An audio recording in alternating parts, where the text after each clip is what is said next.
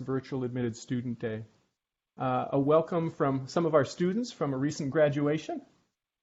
And just to introduce what we're going to be doing, this is, in fact, our first ever virtual admitted student event. We've, for many years, had an in-person event that honestly is one of my favorite days of the year.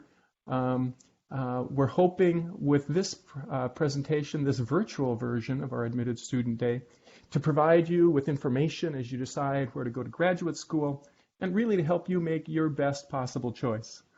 We, of course, hope the choice will be Michigan, but wherever you go, we really wish it all the best as you go forward with your careers. The intent with this virtual format is to maintain the best elements of our regular in-person Admitted Student Day and to exploit some of the advantages of the virtual format. Today, we have this interactive event from 10 o'clock to 12:30 Eastern Time. We'll have faculty presentations, we'll have a student panel, we'll have opportunity for question and answer. In addition to this, which is much more like our regular Admitted Student Day, we have pre-recorded video presentations, something we haven't done in the past and something that I'm really quite excited about doing now and I think will be useful when we get back to the regular format in the future. We have welcomes from our Dean, Du Bois Bowman, and from our Chair, Bharmar Mukherjee, that are video recorded. And these videos, by the way, are, as you probably already have seen, on our Virtual Admitted Student Day website. We have research presentations by faculty and by students. And we also have student presentations on StatCom, which is our pro bono statistical consulting group run by students. A presentation on our efforts in the department on diversity, equity, and inclusion, and a presentation on life in Ann Arbor, along with several other sources from our school and our university. Already begun, I think, are e-conversations, in some cases also using BlueJeans, just like this activity, with faculty and current students, other cases using phone and other media. As I say, these are ongoing. They'll continue today. Some are scheduled for Monday, and I know some of the student conversations are taking place over a variety of times. And I'd say, and this is certainly something I'll try to stress throughout the day, is we would welcome you reaching out to us, not just during this extended weekend for Admitted Student Day, but as time goes on between now and when you're making your decision in terms of graduate school. Just a few ground rules for today. This is personally disappointing to me because honestly my favorite part of Admitted Student Day is the question and answer and seeing your faces and hearing the questions and giving answers. With quite a large number of us on BlueJeans, honestly this approach just isn't practical. And so what we've decided is to ask everybody to keep your audio muted, and you can see the spot there in the yellow circle for doing that. And to use the BlueJeans chat function, also circled on the second line there, to ask your questions. We'll certainly answer as many of the questions as we can while we're doing this event. Some will be verbally by the speakers. Others will be right there in the chat function, particularly relatively simple ones or ones that seem more specific. And undoubtedly, there will be questions that we don't get to during this 2.5-hour period, and we'll do everything we can to send email answers to those questions just as soon as we can. And again, feel free to contact us if your question doesn't get answered, or also if just another question comes along. Please feel free to do that. We're happy to be in contact, delighted to be in contact. We are recording this session. And we will add that to the Virtual Admitted Student Day website so that if you want to go back and check on something you heard, that will be totally good. And maybe the most important ground rule is we beg your indulgence to please excuse any technical glitches. Doing a virtual Admitted Student Day is something that we in the department have talked about for the last couple of years and would likely going to be doing it in the future. I don't think we ever intended to try to plan it with 9 days notice. And so there's been a lot going on. We've been doing our best to get everything tested out and working fine, and hopefully it'll go smoothly. But just in case not, Please excuse us, please understand, and please know that if, for example, we were to go offline for a minute or two, which honestly happened in one of our run-throughs, stay with us, and we will be working to get back just as quickly as possible. Hopefully, that won't happen today. You've seen the agenda, I imagine, on the VASD website, but just as a reminder, this is the session Welcome to the Virtual Admitted Student Day. I'd like to introduce right now Nicole Fennick. Nicole, can you say hi? Hello, everybody. I'm Nicole Fennick. I'm the Student Program Coordinator. I've been in this position almost 14 years. And it's a great department to be in. That's why I just don't want to leave.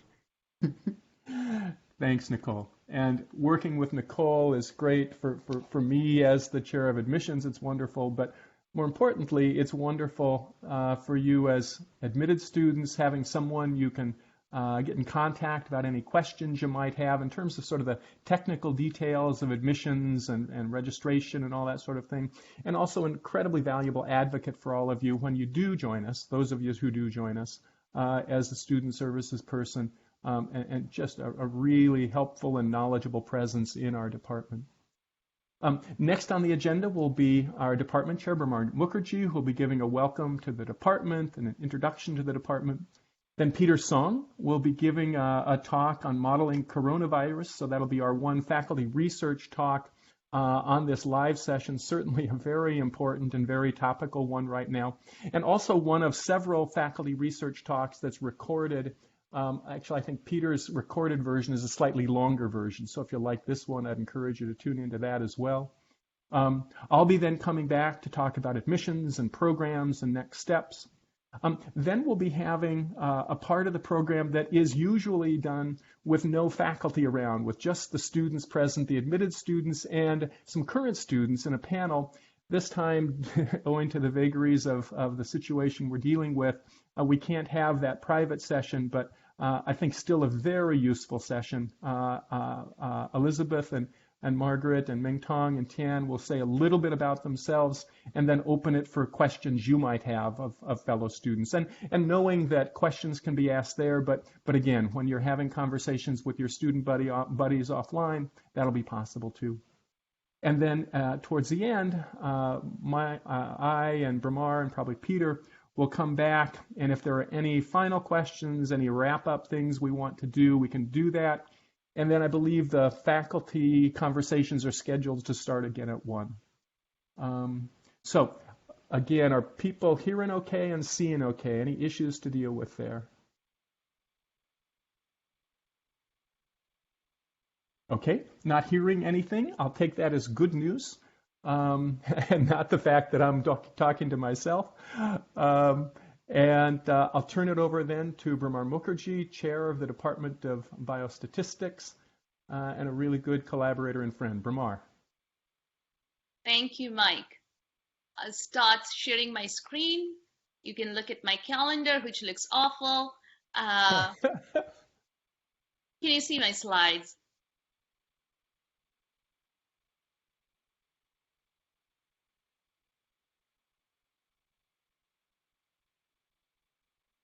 Are you able to see my slides? All right. Yes. Good. So thank you very much, everyone, for joining virtually. We are at a strange time in terms of society. Every year when I do this talk, I dress up in maize and blue and wore my Michigan ring. I still dressed up, though I'm on my kitchen counter. I just wanted to show my Michigan spirit. So it's a pleasure to welcome you to this great department, and I feel really honored and privileged to be chairing this department since July of 2018.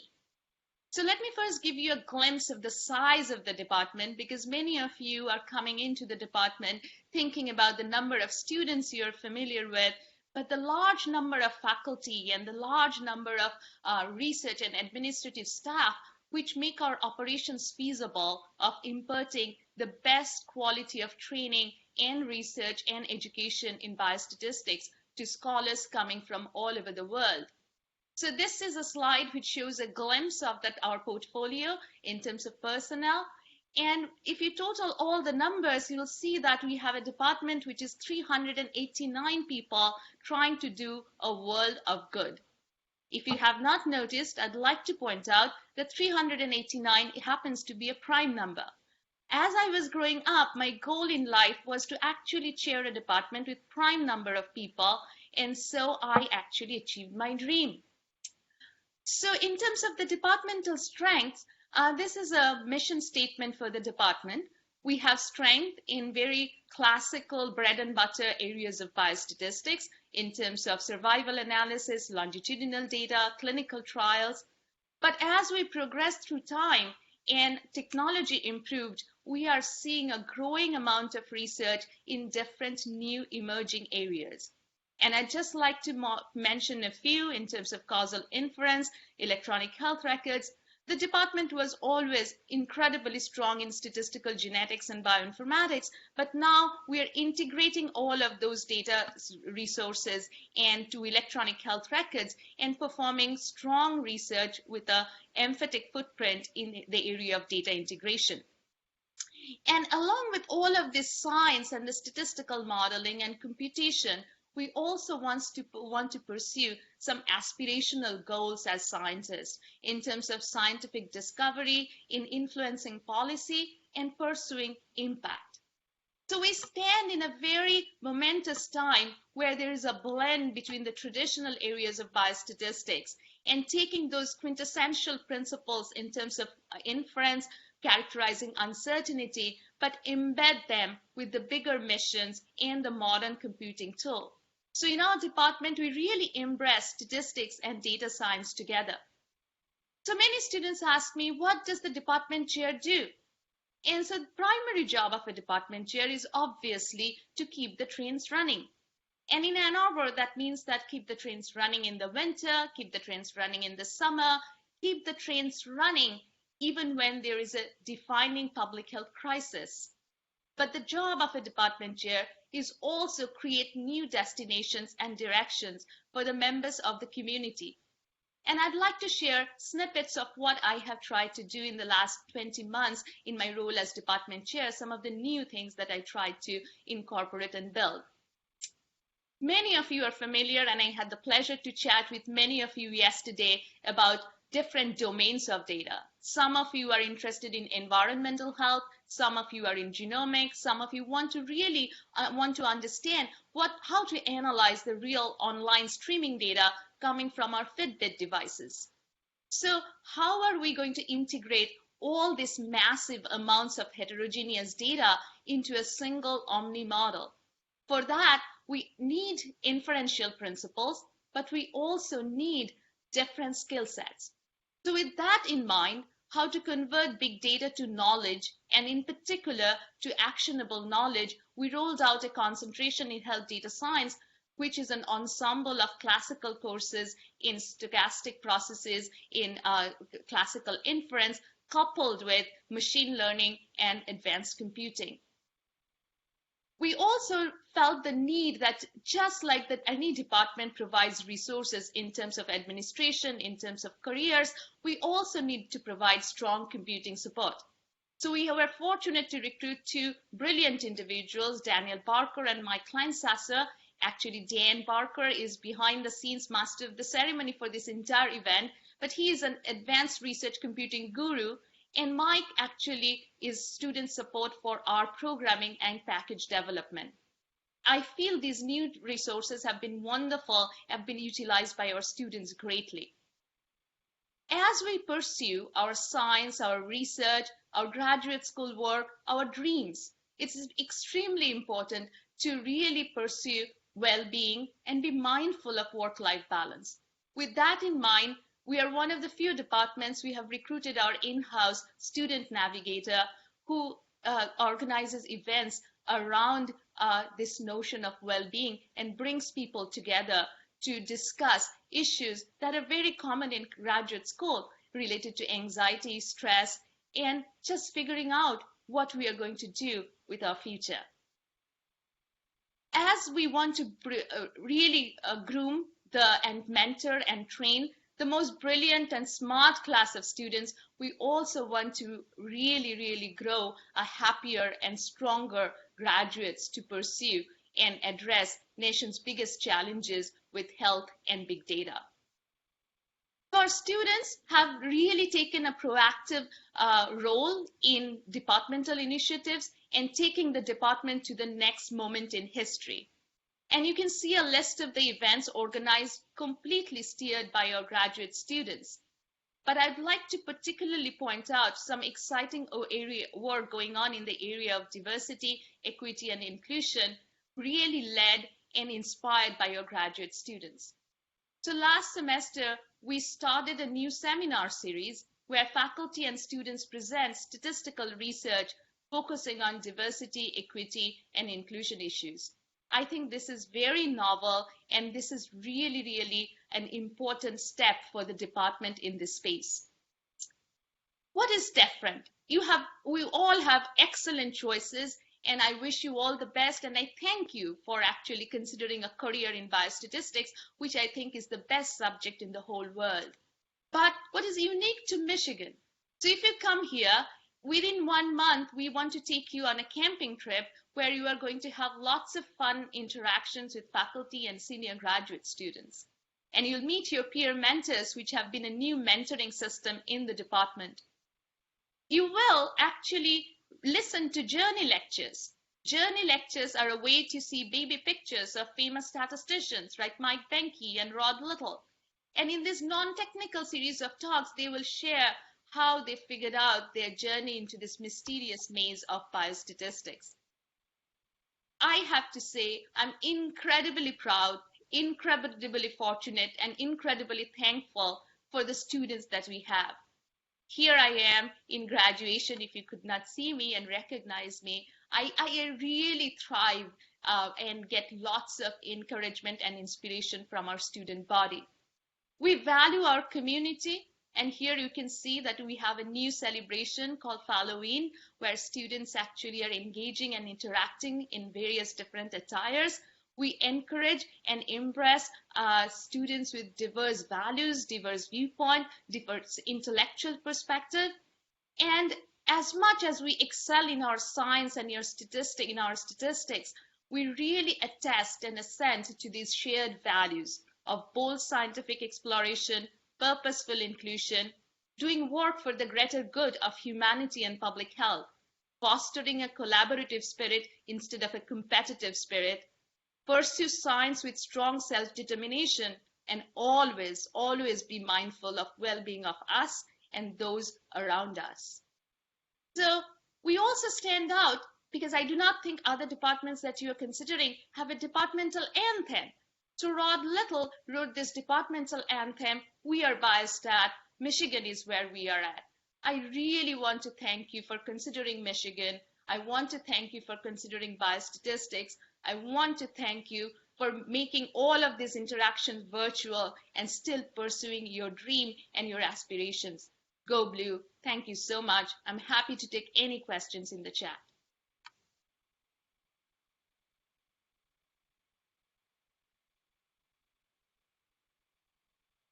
So maybe while we're waiting for questions to come in the chat, I can bring up a couple of questions that have come up in the couple of days leading up to this. We've had students ask about how does advising work and about our mentoring programs. Bramar, would you like to take that one on? Absolutely. So advising works at various different levels in the department. And I think that we have individual faculty mentors for each student. And then we also have cohort mentoring where faculty members have designated faculty members have about approximately 20 students in an incoming cohort that meet regularly in the semester. We also have set up in the last couple of years a very strong system of peer mentoring, and existing resident graduate students take an active role, and you can hear more about that from Elizabeth and Meg later on. They are really outstanding mentors to the students. I also feel that a lot of informal mentoring happens in the department through the training grants, through faculty who you are doing your research and teaching with. I also have a share with the chair platform where students have this checking in and 15-minute slots with the chair to share their own experiences as well, suggestions of how to make the department better, how to make certain courses better, what would be beneficial for their career search and job search. So also I think that Andrea Hill puts together a lot of career resources.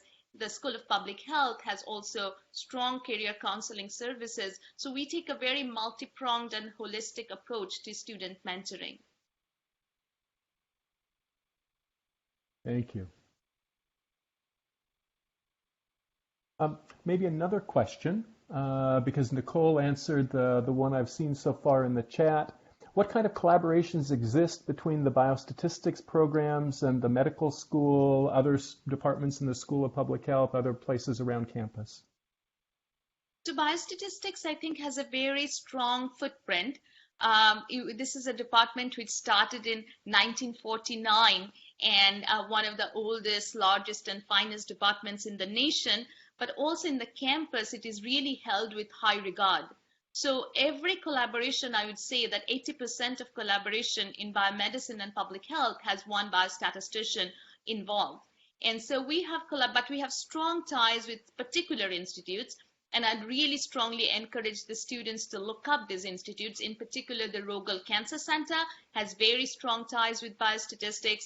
The Institute of Social Research has very strong ties, and this is a very distinguished national institute which is leading some of the premier survey studies and methodology in the world. And Institute of Health Policy and Innovation, for many of you who are interested in health outcomes and healthcare delivery, that's something that you should definitely look up. It's called IHPI, or Institute of Health Policy and Innovation. And we also have very strong ties with the different departments in terms of epidemiology, in terms of environmental health, with cardiovascular center. So I think our footprint, the biostatistics mafia, is really everywhere.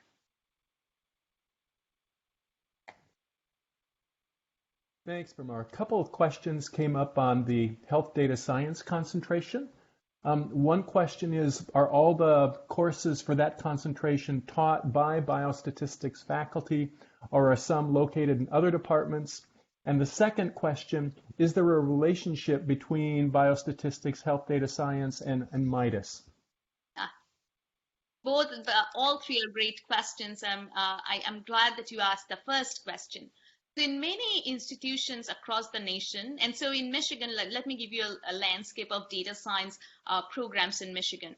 So we have an undergraduate major in data science. We have a master's in data science, which is actually run by biostatistics, statistics, and computer science.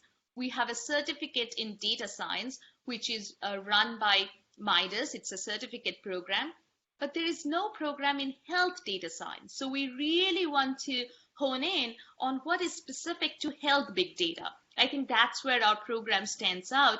And in many places, data science courses are sort of a cobbled up charter of different courses that exist already on campus and blended together.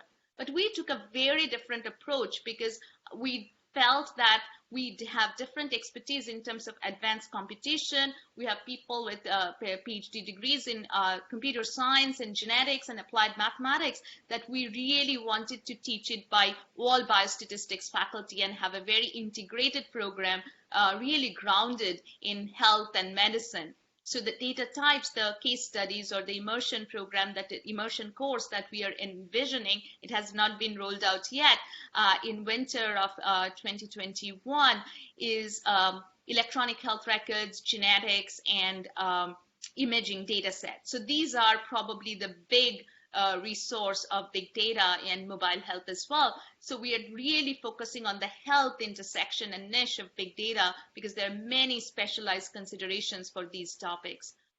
The Midas connection is that Midas has a separate certificate in data science, but many faculty who are going to be teaching these health data science courses are affiliates of Midas, and Midas is a strong asset to the whole institution, bringing collaborative people in data science all across the community together. Thank you. And I'd note that Peter Song noted in the chat that in addition to the biostatistics faculty teaching these courses, there are also guest lecturers from some of the other departments, which is a nice adjunct as well. Maybe one more question, Bramar. Someone had asked, a couple of people asked about the qualifying exam structure. Could you say something about the structure for the qualifying exam? Absolutely. So the qualifying examination structure that went through a massive overhaul and change since last year, and the students can comment more on that because they took it, I didn't. And so we modified our theory part actually also went through a lot of changes. We made it at the level of the inference of Kessel and Berger. We have a sequence of introductory courses 601 and 602. Previously, it had an advanced inference component to it. We reduced that and made it much more focused with what you need in terms of operational inference. And then the applied exam is what went through the massive overhaul. And so we made it an actual analysis exam where you are actually going to analyze a data set and write a report. So this is a much more aligned and coherent with the skill sets that you are expected as a graduate student addressing these challenges of complex, heterogeneous, massive streams of data. So it's much more of a hands-on experience than what it used to be when you actually looked at outputs and did calculations. And so that's not truly applied in today's world. So I'd say that's in a nutshell, but the students will be more positioned to comment on the difficulty and the nature and the process of it all. And we're at the time, but there's one last question that came up. I think it's a particularly good one. What resources does the department have for career and professional development and job searching? Yeah, so that's a very, very good question. And of course, Andrea, each week, she compiles a list of biostat relevant job searches to send that to the students and faculty members as well. But what we have done recently is really try to do some kind of structured program. For example, we really try to match people. So job search goes at different levels. So at the end of your first year, you may be looking for internships. And we have strong partnerships with many institutes on campus who also recruit students. We have partnerships and strong connections through our alumni network at many pharmaceuticals and data science companies which recruit our students. Our alums have been coming back very regularly to campus in the last couple of years to recruit students. And they have put forward, for example, I'll give you an example. Brian Siegel, who is one of our alum, he put forward a proposal when he started in Flatiron to recruit students. They already have 5 students from our from School of Public Health. So just in the last couple of weeks, he and the others at Flatiron put forward a proposal for a structured internship program as well as a recruitment plan. So I think our alumni network is extremely strong. And Public Health, School of Public Health started a platform called Public Health Connect, where you can sign up and you can connect to any of the biostatistics alumni and seek mentoring from alumni as well as career resources. The school has substantial support in career resources as well. And we are planning to start a professional development course where we are going to talk about job search, preparing for graduate school. Much of it is now in 699, the soft skills that you need in order to go out and look for a job, but preparing people for going for interview, going for jobs, this is something which is going to be discussed in the professional development course as well. So I think that's a great question. And if you can look at our placement data, that our master students and PhD students have been always really, really well placed. Almost all of them have jobs, master students, within 6 months of their graduation. Great. Thank you very much, Pramar. Thanks for the presentation. We'll turn next to Peter Song. Peter? Yep, I'm here. Good morning. I Peter, share my screen.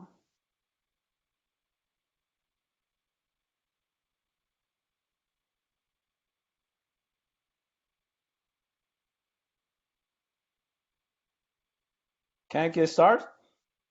Please do. Thank you very much. So, okay. Good morning. I'm Peter Song. I'm a professor of biostatistics. I joined the department in 2008. This is my 12th year. And today I'm going to be presenting some research information on coronavirus. I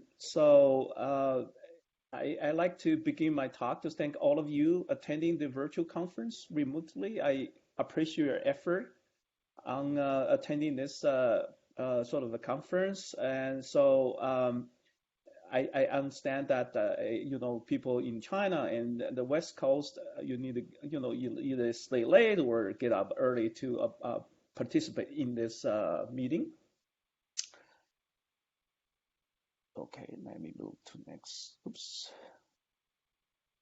So the COVID-19 infectious disease is now a global pandemic, which as of March 14, according to the WHO data, it spreads out quickly over 110 countries and regions in the world, and about 200,000 confirmed cases reported by WHO. This number are growing exponentially, in particular as predicted US is going to lead the contribution to newly added infections in next phase of the pandemic. This figure aligns coronavirus curves at a point of 0 of the day since infected cases reach 150. As seen that since the outbreak of the COVID-19 epidemic, the number of infections in US, indicated by the black curve, is catching up very fast along with the global trend in which some of the countries are a few weeks or a few months ahead of US. US in this situation is not the exception, and we are now luckier than other affected countries. So the lesson that we learned so far from other affected countries where epidemic is sometimes ahead of us is that public health interventions matter very much.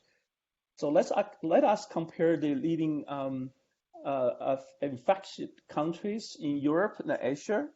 On the left panel, there are European countries that have implemented so far relatively weak intervention measures.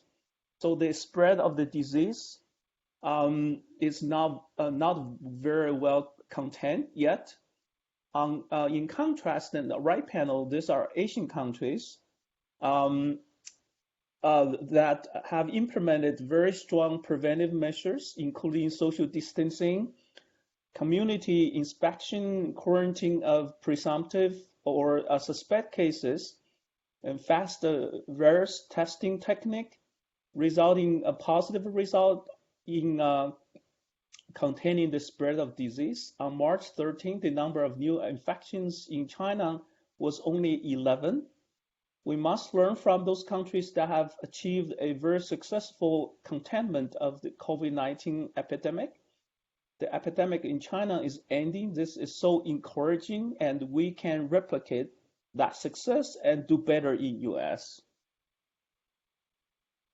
So just compare the mortality rate by country. With no vaccination nor medication is available, social distancing and quarantine have been proved the most effective way to contain infectious disease in the human history. This has been repeatedly proved in SARS and plague in the past. It will work this time. Not only does social distancing reduce the number of infections, but also avoid overburden medical resources that are supposed to be used to treating patients with severe symptoms. In China, has shown the the mortality rate in Hubei province is much higher than the other provinces.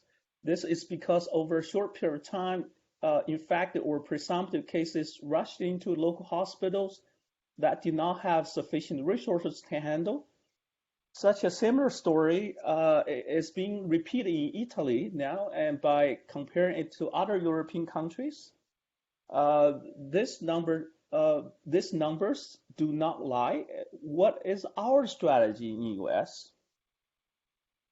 So flattening the coronavirus curve is the idea that is being promoted by CDC and the US government, motivated by from the lessons of failure and success from those affected countries that are a few weeks or months ahead of US.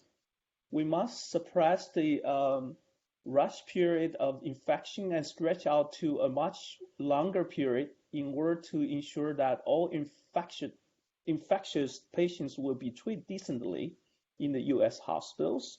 In this way, we can minimize the death rate in US.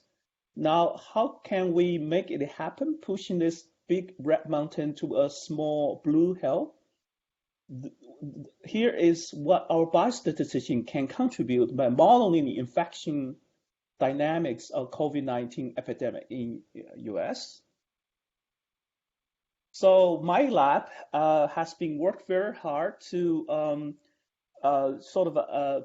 build up some models to address this particular analytic task. So we consider three projects in the past 1.5 months or so. The first project we focused on was to build a epidemiology SIR model to assess effect of social distancing in future time. A second project we have been working on is to build a community-level risk information system that informs people in the US about personal risk score of infection. The third project is ongoing is to deliver the risk score information via Google Map assisted app, accessible by mobile device users. So I just give you a little bit the information of modeling, the epidemiology modeling that we use to evaluate the effectiveness of social distancing. This figure presents a conceptual framework of a epidemiological prediction model. It consists two parts. The first part is contains the two observed time series of infected cases. And the other is the part is the removed cases. Which are the signals emitted from the underlying population dynamics of the COVID-19 of this dynamic infection system in the population. And theta TS is the probability being affected in the population, or the chance of being at risk. Theta IT is the probability of being infected, which is also the concept in epidemiology called prevalence. This theta TR is the probability of being removed from this infection system at a given time. So each triangle represents a population level susceptible infected removal, or SIR dynamic system. This IR dynamic system is described by a set of differential equations. So just reviewing a little bit about this triangle, because that's the very important population level modeling of transition dynamics. So we in this the triangle in the previous slides is the classical infection disease model, the so-called susceptible infected removal model, or SIR model. Beta here is the beta here is the disease transmission rate, and gamma is the rate of being removed from the infection system. The basic reproduction number, R0, is the ratio of beta over gamma. let us this model allows us to learn the coronavirus spread trend in the population, and more importantly, to assess effects of the various preventive measures such as social distancing on the future spread patterns in US. This red pie function is a transmission rate modifier that's used to reflect type and strength of preventive measures. In other words, we can answer the question which types of the preventive measures would help us push the big red mountain to be a small blue hill.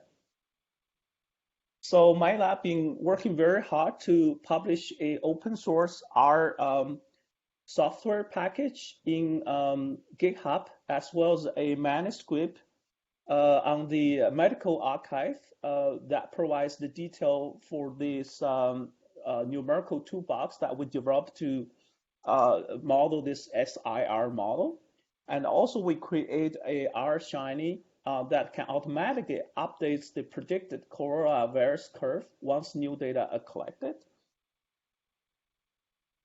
So we apply our toolbox to analyze Hubei data, and the salmon color is the 95 credible interval for predict number of future infections, because as I said that as part of the evaluation of the preventive measures, it's very important to see what's going to happen in future. So our model allows us to assess the predicted number of future infections. The red curve here, right, is the projected median probability of infection in the population, and the gray curve underneath the red curve is the mean, a projected mean probability of infection in the future time. The first vertical bar is the date up to which the data are observed, and the second vertical bar is the date when the growth of the infection has zero acceleration, and the third vertical bar is the date when the growth speed is zero.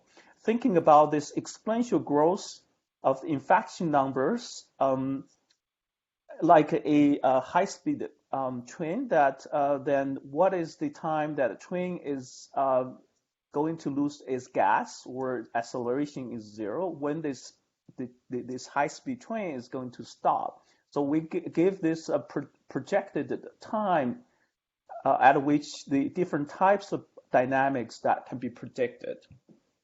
So had no social distancing been placed in Hubei province, the probability infection will reach the maximums in middle April, which we know that it has never happened.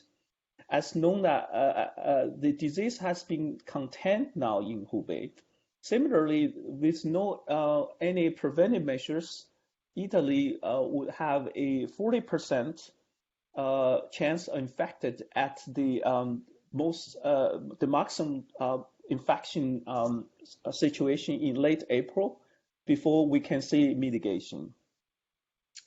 So how about in the US? Focusing on state of Washington, where data are reasonably good, and this is sort of the black sort of clot here at the very bottom. We have very limited data, but state of Washington so far has the most reasonable data that have been collected. So using such data, we can assess the effect of different preventive measures. Looking at this step function, which is the red pie function that we create in the SIR model, that we can play with this pie function at the different as different types of the preventive measures. Suppose that we want to have this preventive function, this transmission modifier, is a function such that it drops to 50% at fixed time. This is time like March 15 or March 23rd. It's the time when a major policy is implemented. And suppose we can lower the chance of a susceptible person meeting an infected person by 50% of chance in state Washington, respectively on March 15 or March 25th. The coronavirus curve can be greatly flattened. This red curve is the case where there's no social distancing, no intervention, and that if you have different timing of this implementation of major policy to reduce the transmission rate, you can see that this red mountain can be suppressed significantly to much lower rate. And so that's something we like to happen. And also, we can add some community-led preventive measures in addition to government-led major preventive measure, intervention. And we can increase, the awareness and the responsibility of individuals who could exercise their social distancing and self-sanitization. And you can say that if we do this, gradual enforcement of this intervention over time, then we can have this epidemic will end sooner. Okay, so that this model will allow us to evaluate different types of the strategy of interventions and different strengths of the intervention in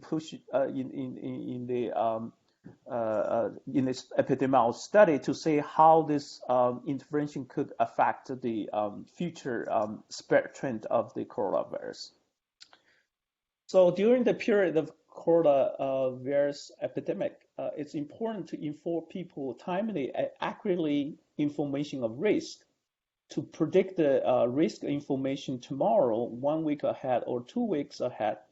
We invoke von Neumann's cellular automata or CA model to create a spatial connectivity among 3,134 counties in the continental US.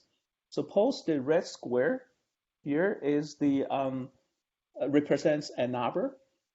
Its risk will be dynamically influenced by neighboring counties or even all counties of the country due to travels. Because you know that Ann Arbor is near Detroit Airport, so it has certain capacity or accessibility for of the individuals from all different counties in the country. So we integrate the SIR model as I introduced already, and this CA model to develop a spatial tempo CA-SIR model that can allow us to predict risk scores in the future time for all over 3,000 counties based on sort of the inter-county connectivities, which are, displayed as you can see on the US map.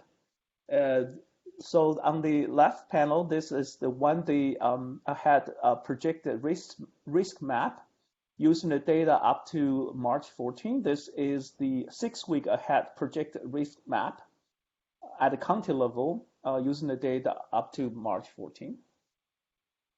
So this is a very similar idea to the weather forecasting. If we use our so the risk information system, we can do daily the forecasting at the county level about the risk of infection. So through collaborations with the data scientists from both Google and CarGuru, which is a Boston-based company, we plan to disseminate our predict community level risk score via a Google Map assisted app, which will be made accessible to mobile device users. This is a simple demo that shows that we just learned how to use Google Map portal to access the Google Map and impose basic information on the map. Here, as shown in this demo, we add the some of these infected or presumptive cases on the map, but we will add risk scores in a similar way to that we added in this sort of cases on the map.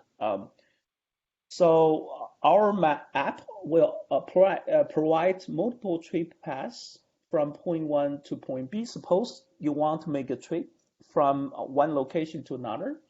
So our app will also give you projected risk associated with the trip that you plan to make, and we will make a recommendation of a path with minimum risk score. So here, instead of you see a map with this minimum distance or minimum traveling time, we can give you a path with the minimum risk. So basically, this is the time that biostatistician can stand up to help through our modeling and prediction and build up some information system that can inform the general population with the needed information about their risk. So we can use our expertise to make a significant contribution to social good during this period of public health crisis. And UM Biostat department prepares graduates extremely well while the rigorous training programs so that we can stand up at any critical time to make important public health contribution to society. And I know that some of our alumni are involved in the adaptive design of the clinical trials, multiple drugs treating COVID-19 patients, including this the Gilead drug, Remdesivir. UM Biostat is one of the pioneers in early development of adaptive clinical designs. So you will be very proud being a member of the UM Biostat family. Finally, I would like to thank both my former PhD students and current PhD students, staff members who helped us create our Shiny. In particular, Lan, she is a first-year master student in our health data science concentration track, who is involved in the project of this spatial temporal modeling of risk prediction. She helps us to prepare U.S. county-level data for this risk prediction model. So thank you for your listening, and go blue, and see you all in the fall. That's the end of my presentation. Thank you. Thank you, Peter. That was really great. Very timely, encouraging, actually, and very informative. We're close to the end of the time, but let me at least start with one question, and that is, what comes next? Are you continuing to monitor data sources and updating results? Are you building on these projects? Are you comfortable with the models you're using now? Do you have any plan to change that in any way? Yes, we actually updated the result on a daily basis, and we updated first data on a daily basis, and then we update the model. And some other people are using our model to analyze data from other countries.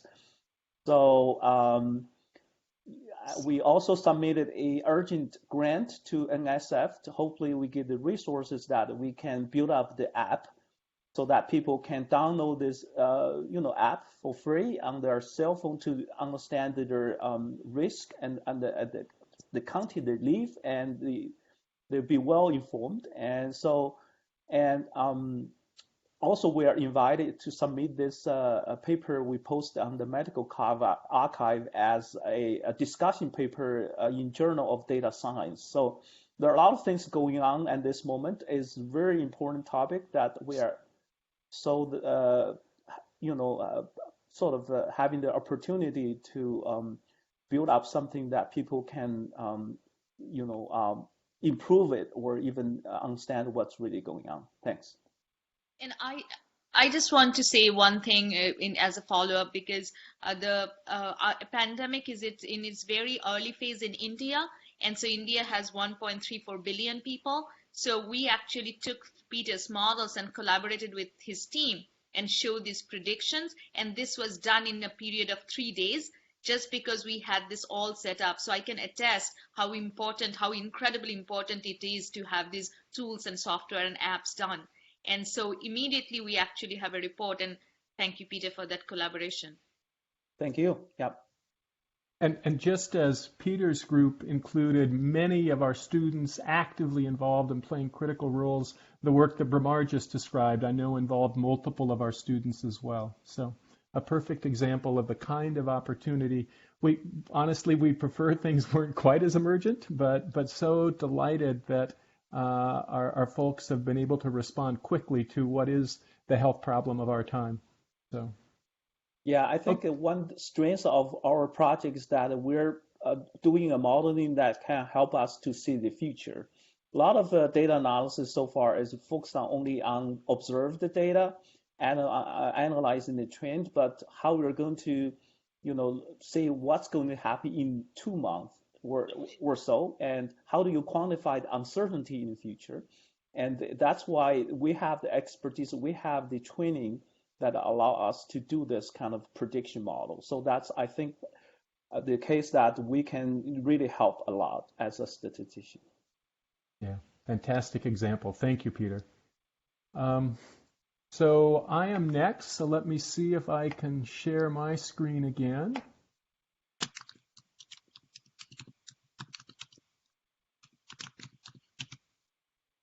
Oops. Okay, are people seeing that okay and hearing me okay? Yep. Fantastic. Okay, so again, I'm Mike Benke, Chair of the Admissions Committee, and this section of the morning we'll be talking about admissions and programs and next steps. As Bramar told you, we have a prime number of total people in the department, and amongst our current student count for residential students is just under 200, roughly half masters, roughly half PhD. As she said, we have 41 faculty within the department. We also have an alumni body that's now approaching 2,000 people, and as Bramar mentioned, we're actively engaging with those alumni, both from the point of view of just the pleasure of seeing old friends, but also from the point of view of networking current students with those alumni and bringing us all together. We also have a very active research portfolio within the department. Peter has talked about some very important work in infectious diseases. We have a broad range of different areas. Biostatistics is part of the School of Public Health, as you've heard. We are one of 6 departments, the others being environmental health, epidemiology, health behavior, health education, health management policy, human nutrition. One of the nice things about our school is all of these departments are strong and we're all co-located. There are 2 buildings across the street from each other. Normally we just point this to you so you can see it when you visit. But 2 buildings across the street from each other with a tower that connects them in between. So you don't even have to go outside to get between the 2 buildings. And everybody there close together. And in particular in biostatistics, almost all of us are co-located on the 4th floor of one of these 2 buildings and then into the adjacent portion of the tower. I like to talk about the fact that when I want to go talk to my colleagues, well, a long walk is about 150 feet. That's about as far as I can have to go to get to my colleagues in biostatistics, and maybe 300 or 400 feet to get to anybody in the School of Public Health. This has been an exciting year for us in terms of admissions. We've had our largest number of applicants ever, 547. Those master's numbers and PhD numbers don't look like they add up. And the reason for that is that some of the PhD applicants, about 80 of them, people who applied to the PhD, were moved to the master's for consideration because for the most part, we consider people for the PhD only if they have a master's degree already. Occasionally, for people who are particularly strongly prepared, we do direct PhD admission from the bachelor's. To date, we've made offers of admission to the master's program to just over 200 students. to the PhD program to 37 students, including 17 people who are currently in our biostatistics master's program. Because most of the people from our master's program go on to our PhD, and only a subset of people go on from outside, when we look at the final class, the final numbers after April 15th, it'll probably be more people, probably even substantially more people from Biostat going on to the PhD than from the outside. I should also say that we have made this numbers of offers of funding so far. It would not surprise me if we make additional offers between now and April 15th, but that will depend on how things go. Just as an example, last year, our total number of applications, also for us very large, but still substantially less than the 547 we had this year. We had 439 applicants last year and ended up with 47 new master's students and 22 new PhD students, 2/3 of whom were from our master's program. One of the things we really value in our program is diversity in all sorts of different ways. One of the diversities we value is having people from different fields of study. And so, for example, when it comes to people who were admitted to our master's program last year, admitted and joined us, I should say, a little over half of the people, 27 out of the 47, were from a statistics or biostatistics or mathematics undergraduate program. About half as many, 13, were from the biological and social sciences, and 7 were from other disciplines. Every so often we'll get people from very far afield, but the critical thing from our point of view is people who like math and are good at math and have at least the 3 semesters of calculus, the semester of linear algebra, the semester of statistics that are our fundamental requirements. People often ask, and I'll get to that later actually, let me go forward first. In terms of then the PhD, previous fields, as I said, 2/3 of the people got biostatistics masters from us, other people coming from math, statistics, biometry, and 1 from biochemistry. As Bramar has talked about, we have a wide range of research areas represented in the department. I think this is worth emphasizing again. Here are some of the examples. Certainly a very large focus on big data, computationally intensive methods, data science. Very large focus on statistical genetics, genomics, and bioinformatics. We have actually a training grant from the National Human Genome Research Institute that funds trainees in this area. We have a strong focus in imaging and Bayesian methods, survival, event history, and longitudinal data, survey methods and missing data, in part due to our very strong connection with the Institute for Social Research, one of the leading institutes of its kind in the world. Strong emphasis on clinical trials, and as Peter has just told you about, emerging emphasis on infectious diseases. In terms of our graduate programs, both of our master's programs, both the Master of Science, which is administered by our Rackham Graduate School, and the Master of Public Health, which is administered by our School of Public Health, are 48 credit hour programs and typically spread over 4 semesters. So students typically take about 12 units per semester, which depending on whether they're 3 or 4 unit classes means 3 or 4 classes is sort of the typical amount. Classes start in early September. Actually, this year we're going to be intending to start August 31st, and then go for about 20 months, with semesters that last about 4 months from September to December, and then January to April. And the large majority, well over 90% of students, finish the master's program in that 20-month period. Each of the master's programs require at least 36 hours of coursework in biostatistics, require a course in epidemiology, a short course in public health. Other courses to make up the total include other courses in biostatistics or statistics. Students wanting to go on to the PhD will often take real analysis or advanced calculus if they haven't done so already. Computational methods in big data, or a cognate, which is our local word for a minor. For the Master of Public Health, students will do a minor in public health, taking courses from each of several departments in the school.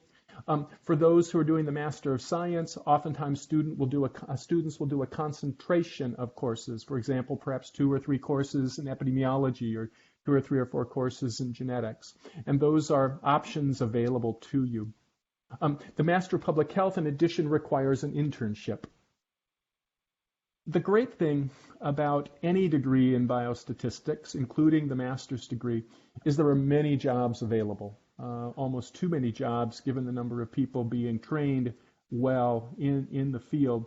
As a master's biostatistician, you're prepared to be a team member, to go to an academic institution or business, government, NGO, what have you, and be a team member. And that's the typical role. A team member is what typically happens after getting a master's in biostat. Master's coursework includes our theory sequence of probability theory and statistical inference taken over the first year, a set of 3 courses that focus on different kinds of statistical methods taken in the first 3 semesters, and a final course that we call Analysis of Biostatistical Investigations, but actually what we really call it is 699. That's what everybody knows it as. It's probably the course it's certainly the course when I go around the country and see our alumni. That's the course everybody remembers and everybody talks about. It's a course in which students will come in, there'll be multiple faculty members involved, and you'll be asked by a faculty member pretending to be a domain area scientist to help them design a study. Here's the question I want to ask, help me design the study. Okay, here's the data we have.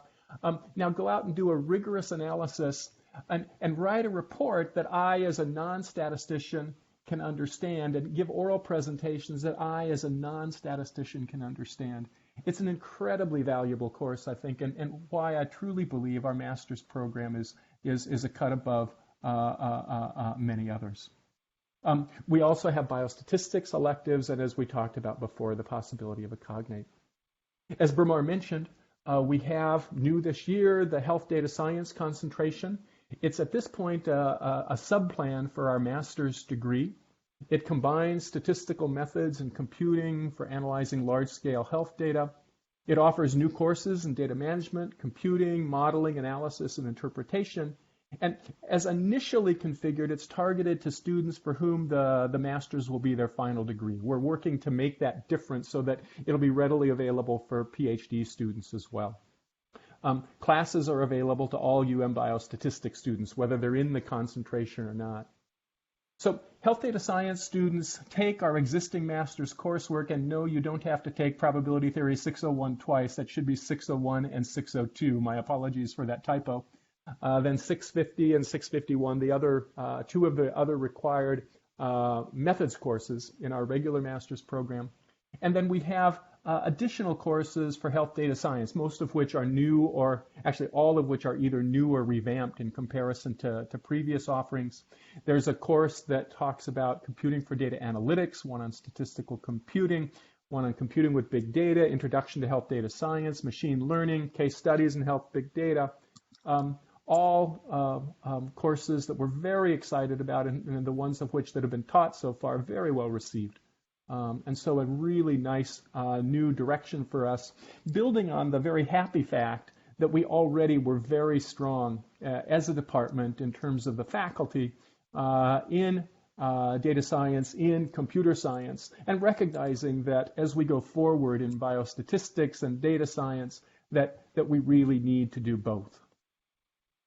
PhD program typically follows the master's degree and typically requires 3 to 4 years after the master's. And so if you've completed a bachelor's degree, adding this up, we typically expect students to take, after a bachelor's degree, 5 to 6 years to complete their PhD. Our Michigan PhD program requires our University of Michigan master's courses or the equivalent from another institution, and typically about another year of courses. One of the requirements that students often take before entering the PhD program is advanced calculus or real analysis. At Michigan, that's a course called Math 451, but all universities have such a course in their math departments. Well, I shouldn't say all, but surely most. And then there's a 2-semester sequence in statistical inference that follows up on that 601, 602 course I talked about before, a course in stochastic processes, and then biostatistics elective courses. We have a broad range of such courses available, and students choose the ones in which they're most interested. There's also a qualifying exam, as we also talked about briefly, a dissertation, of course. And the advantage of doing a PhD is it's basically says I can lead research. I can be a team leader. Now, that's not to say all people who do a PhD are team leaders and no people who do a master's are team leaders, but by and large, that's a good distinguishing between the two. The happy fact is, when it comes to getting jobs, there is really no distinguishing between the two. There are excellent opportunities at both levels. They may be different jobs, but there are excellent job opportunities at both the master's and the PhD level. We fund a substantial number, but not all of our students. If this were 10 years ago, I could have told you that essentially all of our students were funded. The fact is the increase in enrollment in our program because of the popularity of the program, we've not been able to quite keep up with the numbers. We do still fund all of our PhD students, and we do fund some of our master's students. Funding comes in 3 primary ways: as graduate student instructors, as graduate student research assistants, and as fellows. Graduate student instructor is basically a teaching assistant in our department, where students help out with courses taught by a faculty member. And most of these are service courses, courses that we teach for other departments in the School of Public Health. So you'll be dealing mostly with graduate students if you are a GSI. But these will be students for whom biostatistics is not necessarily their greatest strength. And for some, it actually is quite good. So it's a mix in that regard. Graduate student research assistant is basically being an apprentice on a research project, one or more research projects. Totally valuable as we go forward with our careers. And fellows who might be, for example, on our genome science training program that I mentioned before that I lead, or on the cancer biostatistics training program that Jeremy Taylor leads. These are 2 NIH-funded training programs housed within the department that actually reach out to other departments across the campus. There are other individual fellowships, for example, from our Rackham Graduate School, a Rackham Merit Fellowship, a Regents Fellowship, and a variety of others. And so you can see that out of the 140 roughly students currently supported in the department, out of our 190-something total students, the large majority are funded as research assistants or fellows, and a much smaller number of graduate student instructors. Most of the graduate student instructors are, in fact, first-year students with a smaller number of graduate student instructors helping out with the courses for our own students, and of course, those are more advanced students. As I've mentioned already, job opportunities in biostatistics are really quite remarkably good.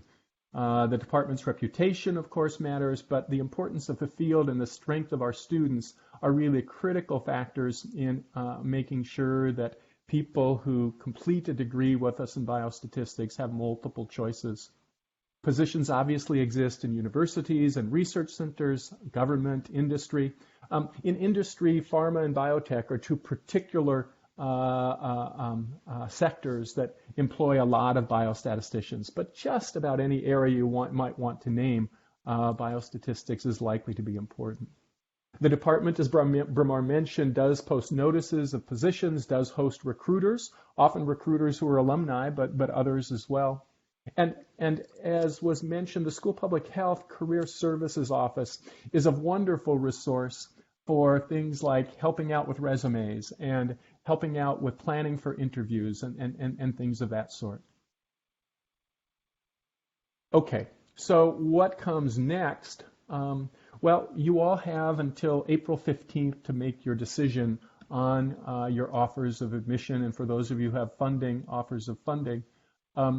If you need until April 15th, by all means, please take that time. You're making an important decision. We want you to make the best decision for you. As I said before, of course, we'd love it if you choose Michigan, but whatever you choose, we hope very much you'll choose what is best for you.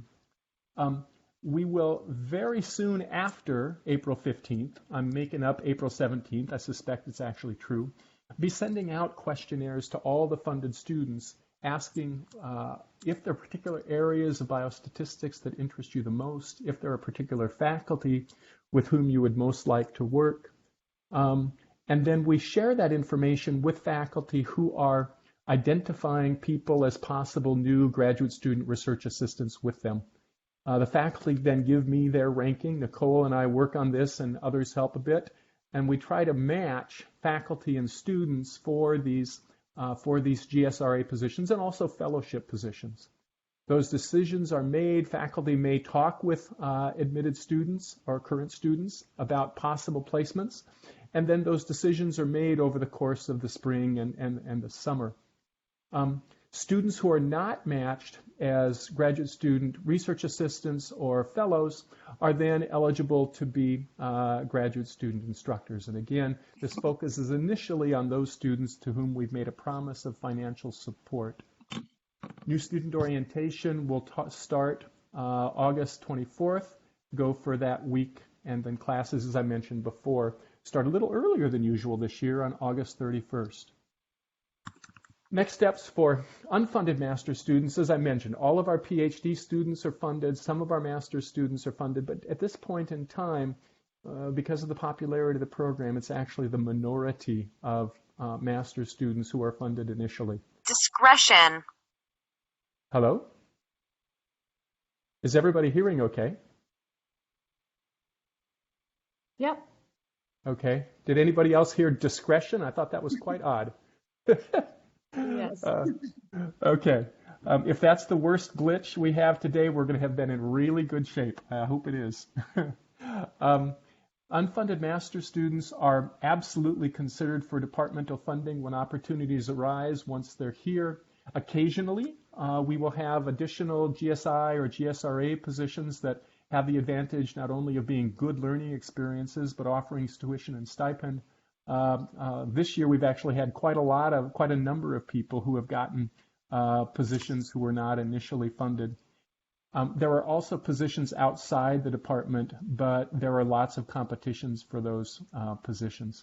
And we cannot, please do not assume that these positions will be available if you've not been offered funding. They may be, but please do not count on them absolutely. There are oftentimes temporary hourly positions, typically many more such opportunities, particularly as you get a little bit further in your your graduate training in biostatistics when you have very marketable skills. Temporary hourly positions offer, as you would expect, an hourly wage and can be very useful for your learning, but they do not offer the opportunity for tuition. And so as much as I would like to wave my magic wand and tell everybody that funding is going to be available, I think the right thing to assume is that if you come to the program without a promise of funding, you should plan on paying for the 2 years. We will do our best to help make that not true, but that is, I think, the right assumption coming in.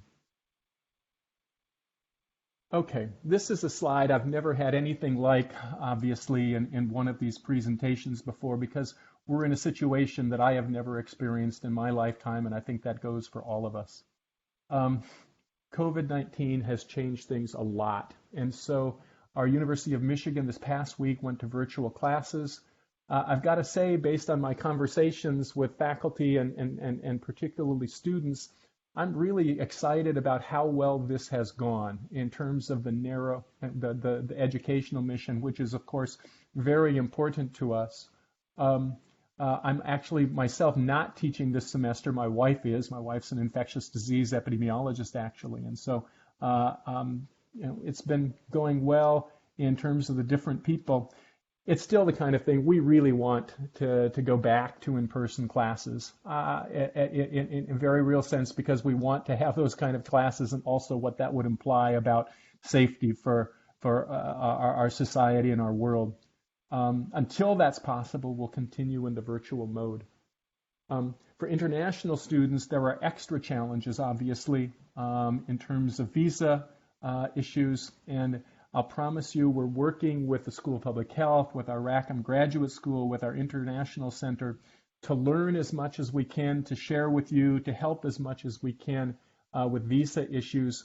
I can't tell you today how that is going to come out. I don't think anybody can tell you at this point. I can certainly say that we will actively consider deferrals of admission to next year if it's for reasons of not being able to get visas. I'd be very surprised if we didn't say yes to requests like that. And so I would comment also that in these days of COVID-19, public health is now even more important than ever. I think public health is a field that everybody recognizes as important, but sometimes gets inappropriately ignored in all that's going on around us. I think everybody in the world is recognizing now the importance of public health. I'm so glad that you're interested in doing biostatistics, coming to, we hope, our Department of Biostatistics and School of Public Health. The work that you will do can change the world. And what Peter has talked about is a perfect example of that.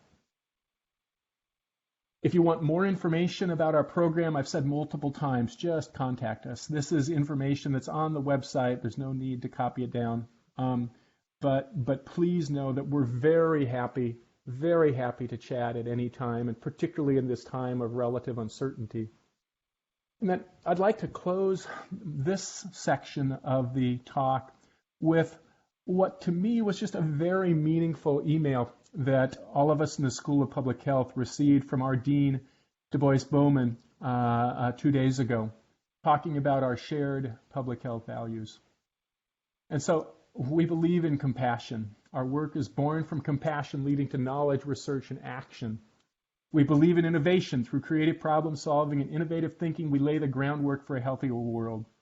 We believe in inclusion. We work with diverse talents across campus and across the world to bring more than ideas. We partner to create lasting solutions.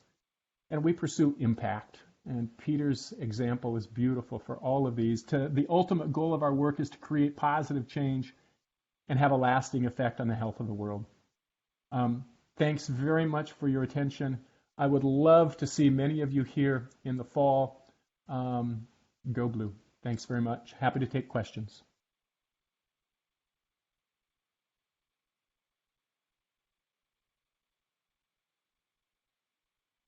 Hi, Mike. So there is a question about from several people about GSRA versus GSI, and if students' preferences are accommodated into that matching process. Thanks, Bramar. Yeah, so as I described, the initial matching for when you would first start is done based on the information you give in this questionnaire, based on faculty positions available as GSRA or fellows. People who are taken in those positions go to those. The remaining students are initially GSIs. As you saw, the number of GSIs is about 20. The numbers of RA and fellows is more than 100, way more than 100. And so even if you start out as a GSI, you would very soon become a GSRA or a fellow, because we need those GSIs to support some of our students early in their graduate careers when they're not as prepared to be research assistants. And so for those who come to do the master's and are supported, it's a very high likelihood that if you're not a GSRA in the first year, you will be in the second, even sometimes in the second semester, because we have more GSIs in the fall than we do in the winter. If you stay and do a PhD, the large majority of your time in the department will be as a research assistant, just on the basis of numbers. Yeah. Mike, there's a question about the Biostats 600 review course. I'm looking at the Bios 600 review course. I noticed it start over in summer. Can you talk a little bit more about the class and who do you recommend it for? So I am probably not the perfect person to answer that question. It is a review course. It is available, I think, basically to bring students all to sort of the same level going into the classes we do in the regular year starting September. Does someone else want to take that one on? Yes, I do, because we actually restructured Biostat 600 for this year. And Nicole, you can jump in because this from this year onwards, it's going to be a course throughout the semester. So it's a 2-credit course now, which is in sync with the semester. Hui Jiang is going to teach it, and we have coupled it with not just statistical refresher, but some of the mathematical linear algebra and calculus refresher as well, because that was a need which was shared with us by many students. So this is going to be in sync with the ongoing semester. It's not going to be prior to the semester. And we did not foresee this crisis, but I think this is actually have worked out much better. And this, I was really pleased when the conversations about this update to the class were happening. I didn't know that it was actually going on this year, so that's great news. And again, it's the same sort of goal to prepare students to get people to sort of the same page, but now it's including not just statistical methods and computing, but also, as Bramar has said, preparation in mathematics, which I think can be quite helpful. Mike, there is another question. Have you considered extending the decision deadlines past April 15th as a result of COVID-19? I would love for us to be able to do that. I don't think we can unilaterally do that as a department. I'm not sure we can even unilaterally do that as a university, although at that level we might be able to. The decision for April 15th is an agreement on part of all the major research universities in the country. I have wanted to talk to our Rackham Graduate School people to see whether they're aware of conversations actively going on about this. I have not yet done so, but this reminds me that that was something I wanted to do. I'll certainly pursue that. But as of at this moment, April 15th remains the deadline. I will certainly let you know if there's any movement for that to be changed. Thank you, Mike. There is a question about, do students have to submit health certificate or purchase health insurance before or after registration? Probably this is a question that Nicole can handle. Yeah. And, Nicole, are you there? Or are you going to handle it online? Yes. I was just going to comment that as of, up to today, we have not had to provide health certificates. But the International Center deals with most of these issues for international students, obviously. They will be in contact with all of the students who matriculate to let them know exactly what is needed. Yeah, it's a somewhat unusual year where things are moving very quickly. Sorry not to have clear answer to these two questions. We'll absolutely pursue them and let people know just as soon as we know more. The next question is about what percentage of MS students enter into the PhD program after graduation? So I don't know the percentage. It's certainly a substantial proportion of the people who enter the PhD program did the master's with us. I can look at the statistics and give a number. I don't want to make something up and be wrong. What is certainly historically true is that has been the single largest feeder to our PhD program is people who get the master's with us. And I expect, just based on the numbers, that will again be true this year. But in terms of giving you a proportion, we'll happily provide that in the next, probably next few days. Yeah. What is the graduation rate? For the master's program, it's nearly 100%. It is rare for someone to enter the master's program. Sorry, did I say graduate? I meant master's. For the master's program, it's essentially 100%. It's really quite rare for someone to come into the master's program and not complete that. I don't have the numbers right in front of me for the PhD program. That's again one we can easily provide to people.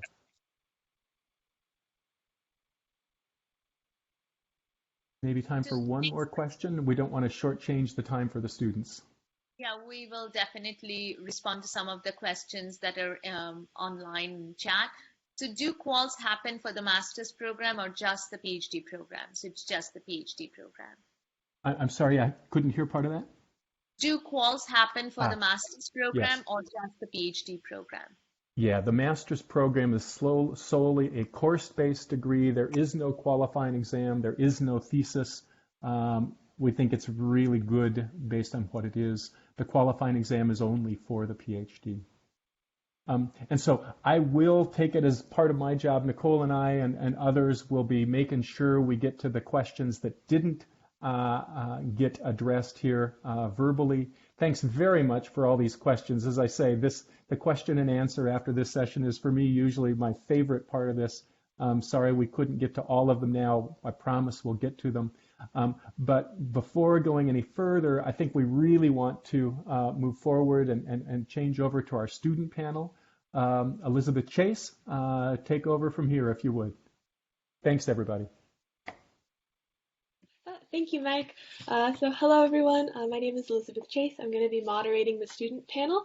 So I just wanted to remind everyone of what Mike said at the beginning. So normally the student panel has been a sort of closed session, student-only thing, but we can't do that this year. But we're hoping that this will still be a useful resource for you. So if you have more private questions, please just ask them to the graduate student who you should have been introduced to, probably by me. Or, you can email me afterwards. I think my email is on the Virtual Admitted Students Day website.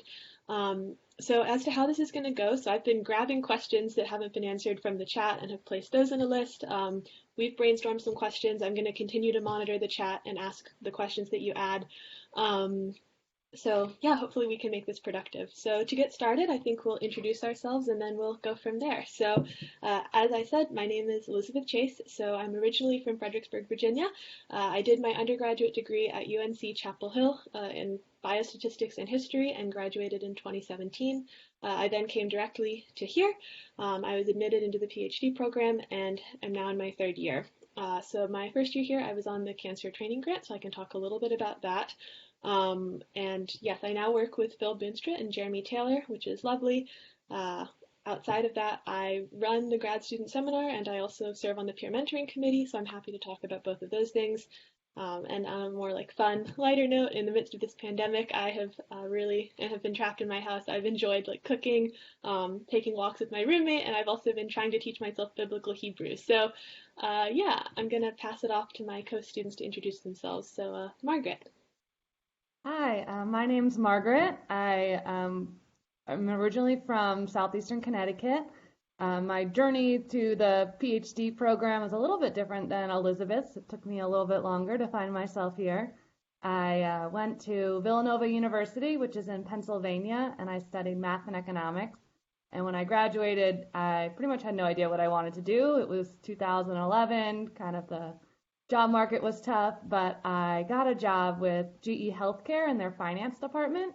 So I accepted that and moved to Milwaukee, Wisconsin. It was really fun. It was a management training job. So we took a lot of classes in finance, accounting, strategy, leadership management. It was an awesome learning experience. But after about 4 years, I realized finance wasn't quite for me.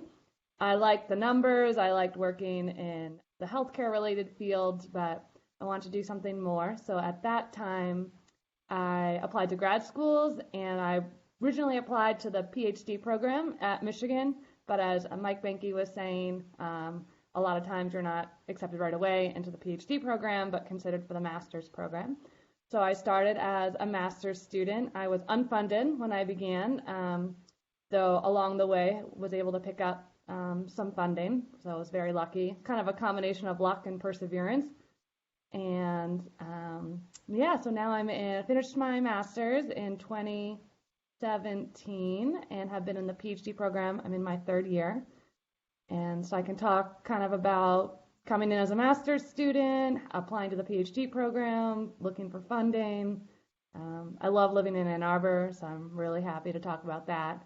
And can also talk about kind of coming back to graduate school after maybe a 4 or 5 year break. So I'll let Ming Tong now introduce herself.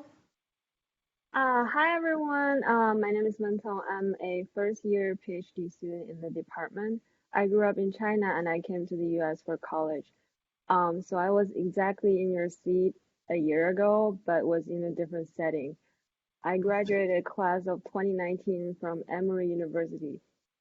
So a side note, given this extraordinary time, I felt really sorry for those of you who are graduating this year and are not able to attend a conventional commencement. I'm sure there are other ways to celebrate your achievement. Back to myself. In undergrad, I studied applied math and statistics. I also had a double major in neuroscience. So I am currently a GSI, which was quite uncommon for first year PhD students. I basically wasn't matched with someone during the matching process, but I have to speak for GSI. It was a very rewarding experience and I never regretted it. And I was happy to share more. I'm happy to share more about GSI experience or just the transition from college to a graduate school program. Yeah, and then the next one is Tian. Oh, we can't hear Hi. you. Hi. Yeah. Hi everyone. I'm Tian. I'm from mainland China. I'm a first year master student and I'm founded. I did my undergraduate college in Xiamen University and graduated from there at 2019. I compared to them, I think I can answer some question because I'm now looking for fundings, like finding some temporary jobs here in Image, and I like living in Ann Arbor and find some answer some question like eating in Ann Arbor or playing, hang out in Ann Arbor. Yeah. Well, great. So I think to start things off, we thought that we'd answer the question, like, what do we like about University of Michigan Biostatistics, and then sort of go from there. So for myself, one thing I really like about this program is the people here. I just think they're really lovely. It was funny. I was talking with my mother about what I missed the most in this whole pandemic situation, and I was like, "Oh, the virtual classes are good, and it's nice to not have to commute to work and to like roll out of bed." But I was like, "Oh, but I really miss my office mates." And I had like a lab meeting virtually yesterday, and it was really lovely to see all their faces and catch up. So I think we have a really wonderful climate and really friendly people here. So.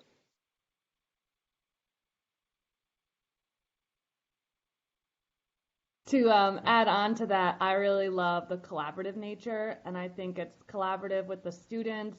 I think we're all always willing to help each other. I think it's collaborative with the faculty. We always see them working together and bringing in students in their work. And also, I've had a lot of experiences working across different departments. So a lot of my GSRA work might be with teams in the nutrition department or the environmental health department. And I found that to be really exciting, just to bring my biostatistics knowledge into other fields and work on collaborative projects. So it doesn't get boring. So I really like that. For me, I really like the curriculum design in the program. I know I'm gonna have a very solid and rigorous training in statistics. The fact that I'm actively learning every day made me feel like I'm getting closer towards my career goal. Like for me, in this department, I think I get a lot of help from like second year master or elder PhD students, and I also joined a alumni connect program in our school of public health. And in this program, I met a mentor who has worked in a biostatistician company, and she also provided me some guidance in career. And for the coursework here, I think it's kind of competitive. Yeah. Okay, well, I guess if we want to move on to some of the questions that have been showing up in the chat. So one that was a while back, which I was hoping that Margaret could talk about. So for students coming from like a long break, so for more than 5 years or, a couple of years after being in school, like, did you feel like you needed to brush up on your math and stat skills, and like, what did that look like for you? Yeah, I definitely did, and I'm glad I took some time to brush up on it. I think having the 4 or 5 year break, you definitely forget things that you learned a few years ago. So a month or two before I started the program, I just found my old statistics book from college. I had taken one statistics class, and I reviewed the intro chapters, making sure I actually understood the difference between t-tests and z-tests and what a p-value actually is. And one thing I didn't do over the summer, but found myself doing throughout my first semester, was reviewing calculus. I basically found a calculus for dummies type book. I actually found it in my closet when I saw that question. Basically Cliff Notes calculus, because I forgot everything about taking integrals and derivatives. And that it definitely builds on that for sure through the first year of courses. So I spend some time doing that, and it's really great to hear, which Bramar was saying, that it sounds like that Biostat 600 is going to bring some of that through the first semester as well. So that's really interesting to hear. And some other adjustments were from working. I was used to working, 8 to 5, maybe doing some work in the evenings, but more having that time to myself. So it was a bit of an adjustment going from you're doing homework a lot of evenings. In the first year, some weekends too. So that was a bit of an adjustment, but I liked it. So clearly I'm still here. But yeah, I think the brushing up on some of the math skills would be helpful. Great, thank you. So we're getting a lot of questions in the chat, and this has come up before, about funding, in particular for Tian and Margaret. Like, how did you go about getting funding? What was that like? Do you think it's common for students to get funding? How did you approach professors about getting funding as an unfunded student, or just about doing any kind of research position with them? Yeah, if you just want to speak to that. Sure, I can start off. Sorry, Tian. My unfunded, so my first semester, I was able to find some of those hourly jobs that Mike Benke was discussing. So one of them was working in like the school public health student affairs center. There's some other ones where they have people who are taking some of the intro stat courses, always look for tutors. And people throughout kind of the university are always looking for some statistical analysis help, which even as a first semester student, you're very qualified to do. And those are pretty high paying hourly jobs. So that means clearly not tuition or anything like that, but it definitely helped. For the second semester, my first year, I found funding outside the department.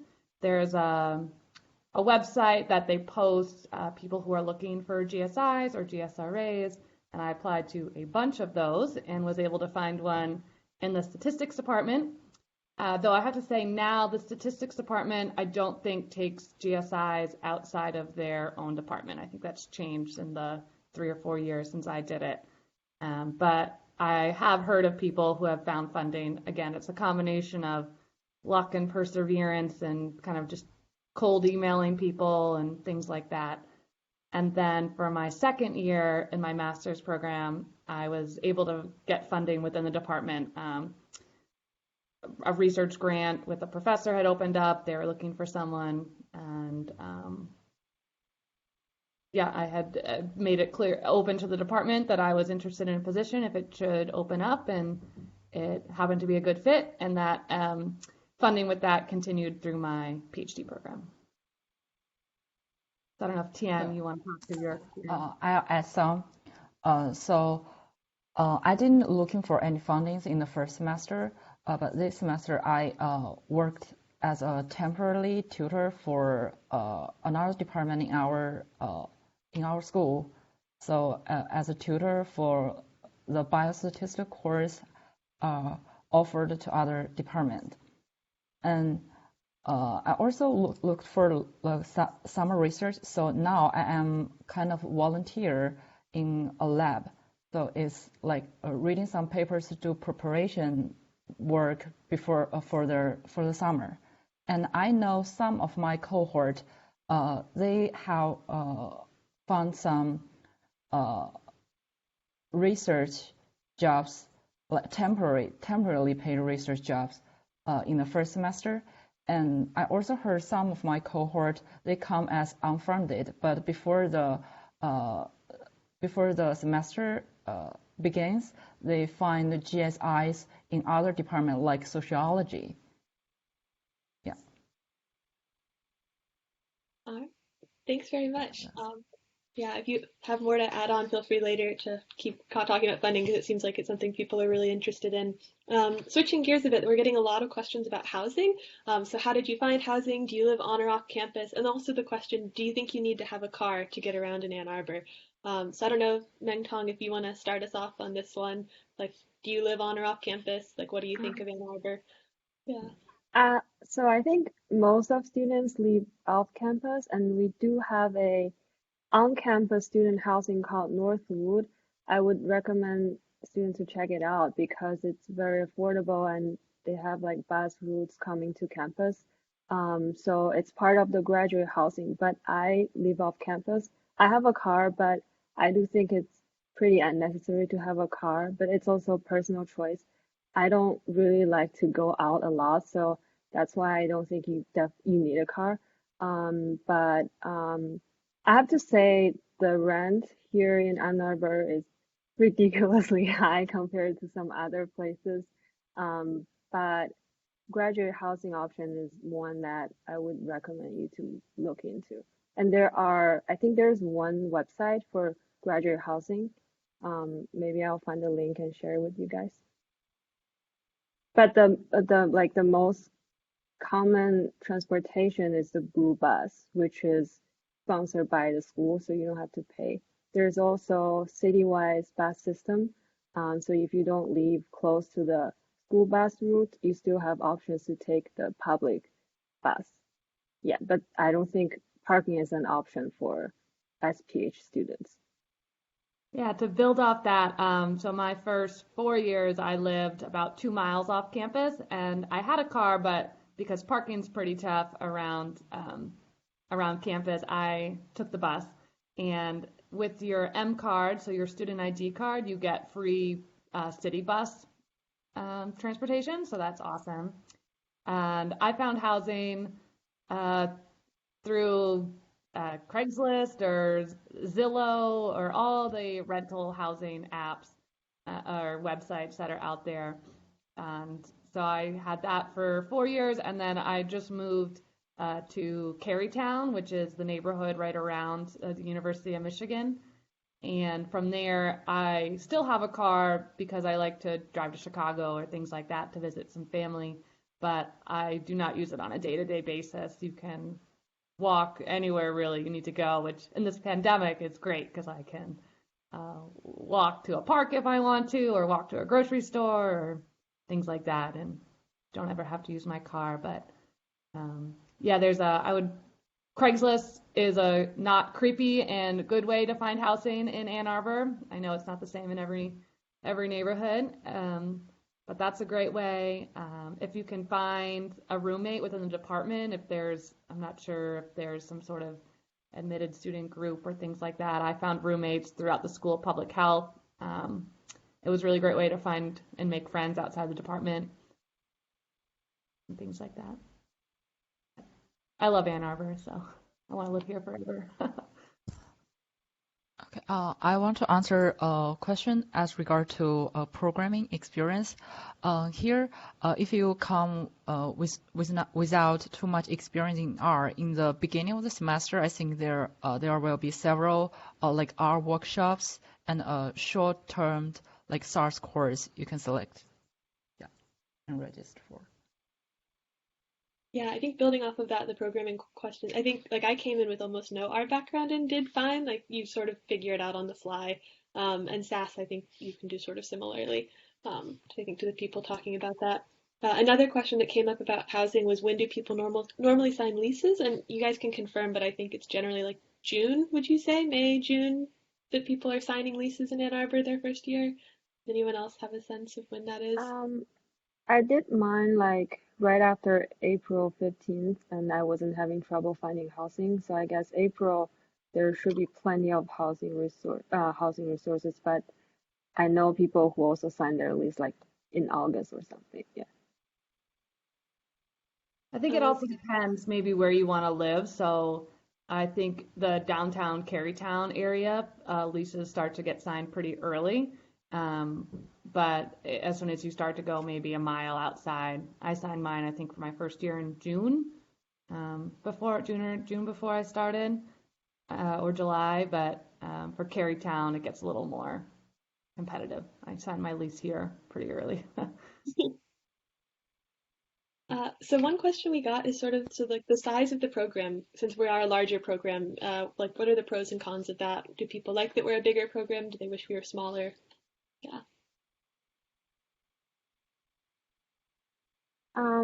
So for me, I think even though the program is like 60 people, I mean, in one cohort, but I personally still feel like it's very different from college. You won't be overwhelmed by the number of people surrounding you. And most of our classes, the first year classes are around 50 to 80 people, but the optional elective courses are smaller size. Some only has like 3 people. I think in Elizabeth class there are only 3 people, or like even or a little bit more than that. But the class size varies. Um, so I don't think it's a problem in terms of a big cohort. I sometimes feel like wish I had a larger cohort so I can know more people. That's how I feel. Yeah, so it's kind of I think the pros, I've just been able to meet a lot of friends and that's been great. And the kind of more pros are more people who are working on different projects, so you can, I don't know, learn more about what a lot of people are doing. A con might be in your first few classes, so some of those first 601, 602 classes, they can be pretty large. And for me, I came from a small liberal arts school, so my first classes in the master's program were some of the biggest classes I've ever been in at 60 people. And so that was a little bit different for me, but I think the faculty members are very committed to their office hours too, so that sometimes the office hours turned into a little mini side lesson where you might have 5 or 6 people going through the same questions together with the faculty members. So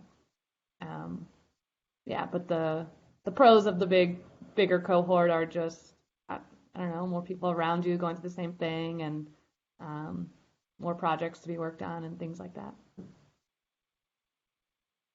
Okay, I guess sort of moving on to another question. So we've had a couple of questions in the chat about like career internship things. Like, did you consider doing an internship? What do you know about internships that other people have done? Is this common? And also like what career resources does the department and university provide? I don't know. I can sort of start on this. So I think in terms of internships, I think that's reasonably common. So unfunded students, I think, do them in my cohort. I think a lot of unfunded students did them over the summer. Funded students, it's a little less common just because you need to speak with your advisor about it to make sure it's okay for you to be gone during the summer, but it does still happen. Yeah, I personally really like spending the summers in Ann Arbor, which is nice, but I think it's also fun to do other things. I know that people have done internships. I think some were posted in the chat, like Google and Eli Lilly, but I know some other people have done ones at FDA. I think some people have done some at NIH, various like government internships. I don't know. What are y'all's perspectives on the internship career resources question? I know after my first year, I did an internship in Ann Arbor. So that first year when I was unfunded by the department, it was like a small healthcare startup in the area that I got an internship with. And I think there are a lot of career resources. I think we now get a weekly email that summarizes I believe it's from Andrea, who they were talking about as our kind of wellness coordinator. She also sends all the internship or job opportunities that kind of come to the department's way. And there's the career resources that's for the School of Public Health, and they have so many internships and jobs that are posted. And so how I actually found my internship when I got it was a lot of companies will come to the School of Public Health and give presentations, and you get free pizza, and they give a talk, and then you can submit your resume or email if you're interested. And a lot of people are always interested in biostatistics students for internships. So I think it's a lot of career resources. Sometimes you get so many emails and you're overwhelmed about jobs. Everyone wants us. So for me, I don't currently have any plans for internship in this year or even next year, but I definitely want to do one in my PhD career. And one suggestion I have for incoming students is start early on your job search, especially in the summer. You can prepare yourself with computational positions. You definitely want to sharpen your skills and start early. Yeah. So we're getting a lot of questions about sort of adjustment to the program. So what is it like adjusting to the first year master's program, Margaret and Tian? And then what is it like adjusting to the PhD program as a first year to myself and Mintong? What are the classes like? Yeah. So are they much more difficult than your previous coursework? Yeah. I can feel like I'm monopolizing this conversation. So I think one of the interesting things, just speaking to the first year of the master's versus the first year of the PhD, I find them to be pretty comparable. Maybe you two who went direct to PhD can confirm, but a lot of the times for the first 2 years, the coursework is very similar. So as a master's student and as your first 2 years in the PhD student, there's a lot of overlap in the classes, and you are together sort of as a cohort. So with Elizabeth, if she was direct to PhD, is probably in the same courses with her first year master's cohort, and you're not really treated too differently. So it is kind of, I don't know, it's nice and fun. For me, it was adjustment just after the 5-year difference. I found the coursework to be challenging, but I wouldn't say it was drastically different than some harder courses I took in undergraduate. For me, one of the big differences was it was all math type courses, whereas liberal arts college, you have lots of other different courses to mix it up with. I, took a lot of English classes and things like that. For me, actually, what I did to combat that, if I felt I was overwhelmed with too many math classes, my brain was getting a little fried. You can audit basically any class on campus. So I audited a plays and poetry class, I think my second year, just as a way to, it was an undergraduate course, just as a way to, I don't know, get a little mind break. So I think that's a great opportunity with a big school like Michigan. There's an unending amount of classes you can take. So, but yeah, I'll let Tian maybe speak to it as well. Yeah, so I did my undergraduate major was computational mathematics. I think compared to that, here the stat course was not that challenging. Yeah, but the programming-based related course are kind of challenging, and the course culture here, I think it's both collective and competitive, because for some problem you have to discuss with other cohort to figure out the exact solution, especially for programming related courses. Yeah. Nangtong, what did you think? So in terms of classes, yeah, I totally agree with Margaret. You're mainly focusing on either programming classes or statistical classes, so you might get bored sometimes, but you do have the freedom to choose elective courses outside of biostat department.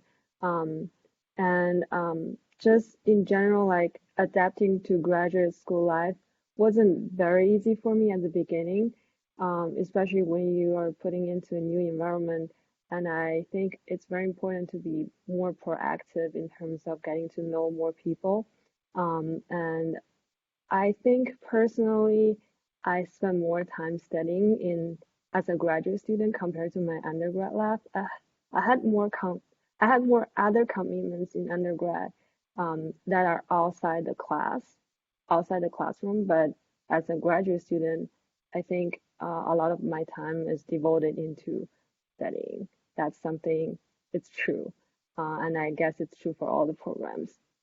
Um, yeah.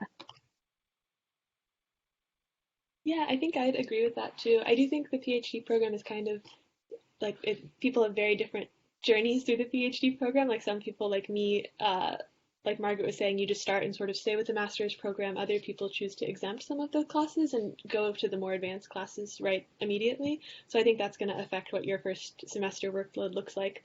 For me, I think the classes were like a fine adjustment, but I do think that figuring out how to balance research with coursework and like feel like you're making progress in research can be a hard part of when you first start doing that. But I think overall it was manageable.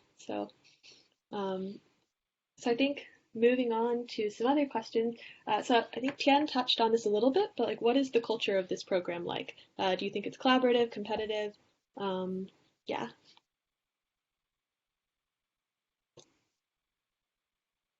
Just does anyone have any thoughts there? I think it's a mix between. I think it's at least I think it's also maybe your personal experience and who you find as your friends or study group or things going forward. I had a group of friends in study group who we were pretty collaborative. None of us were competing to be the top person, so maybe it's all about that mentality too.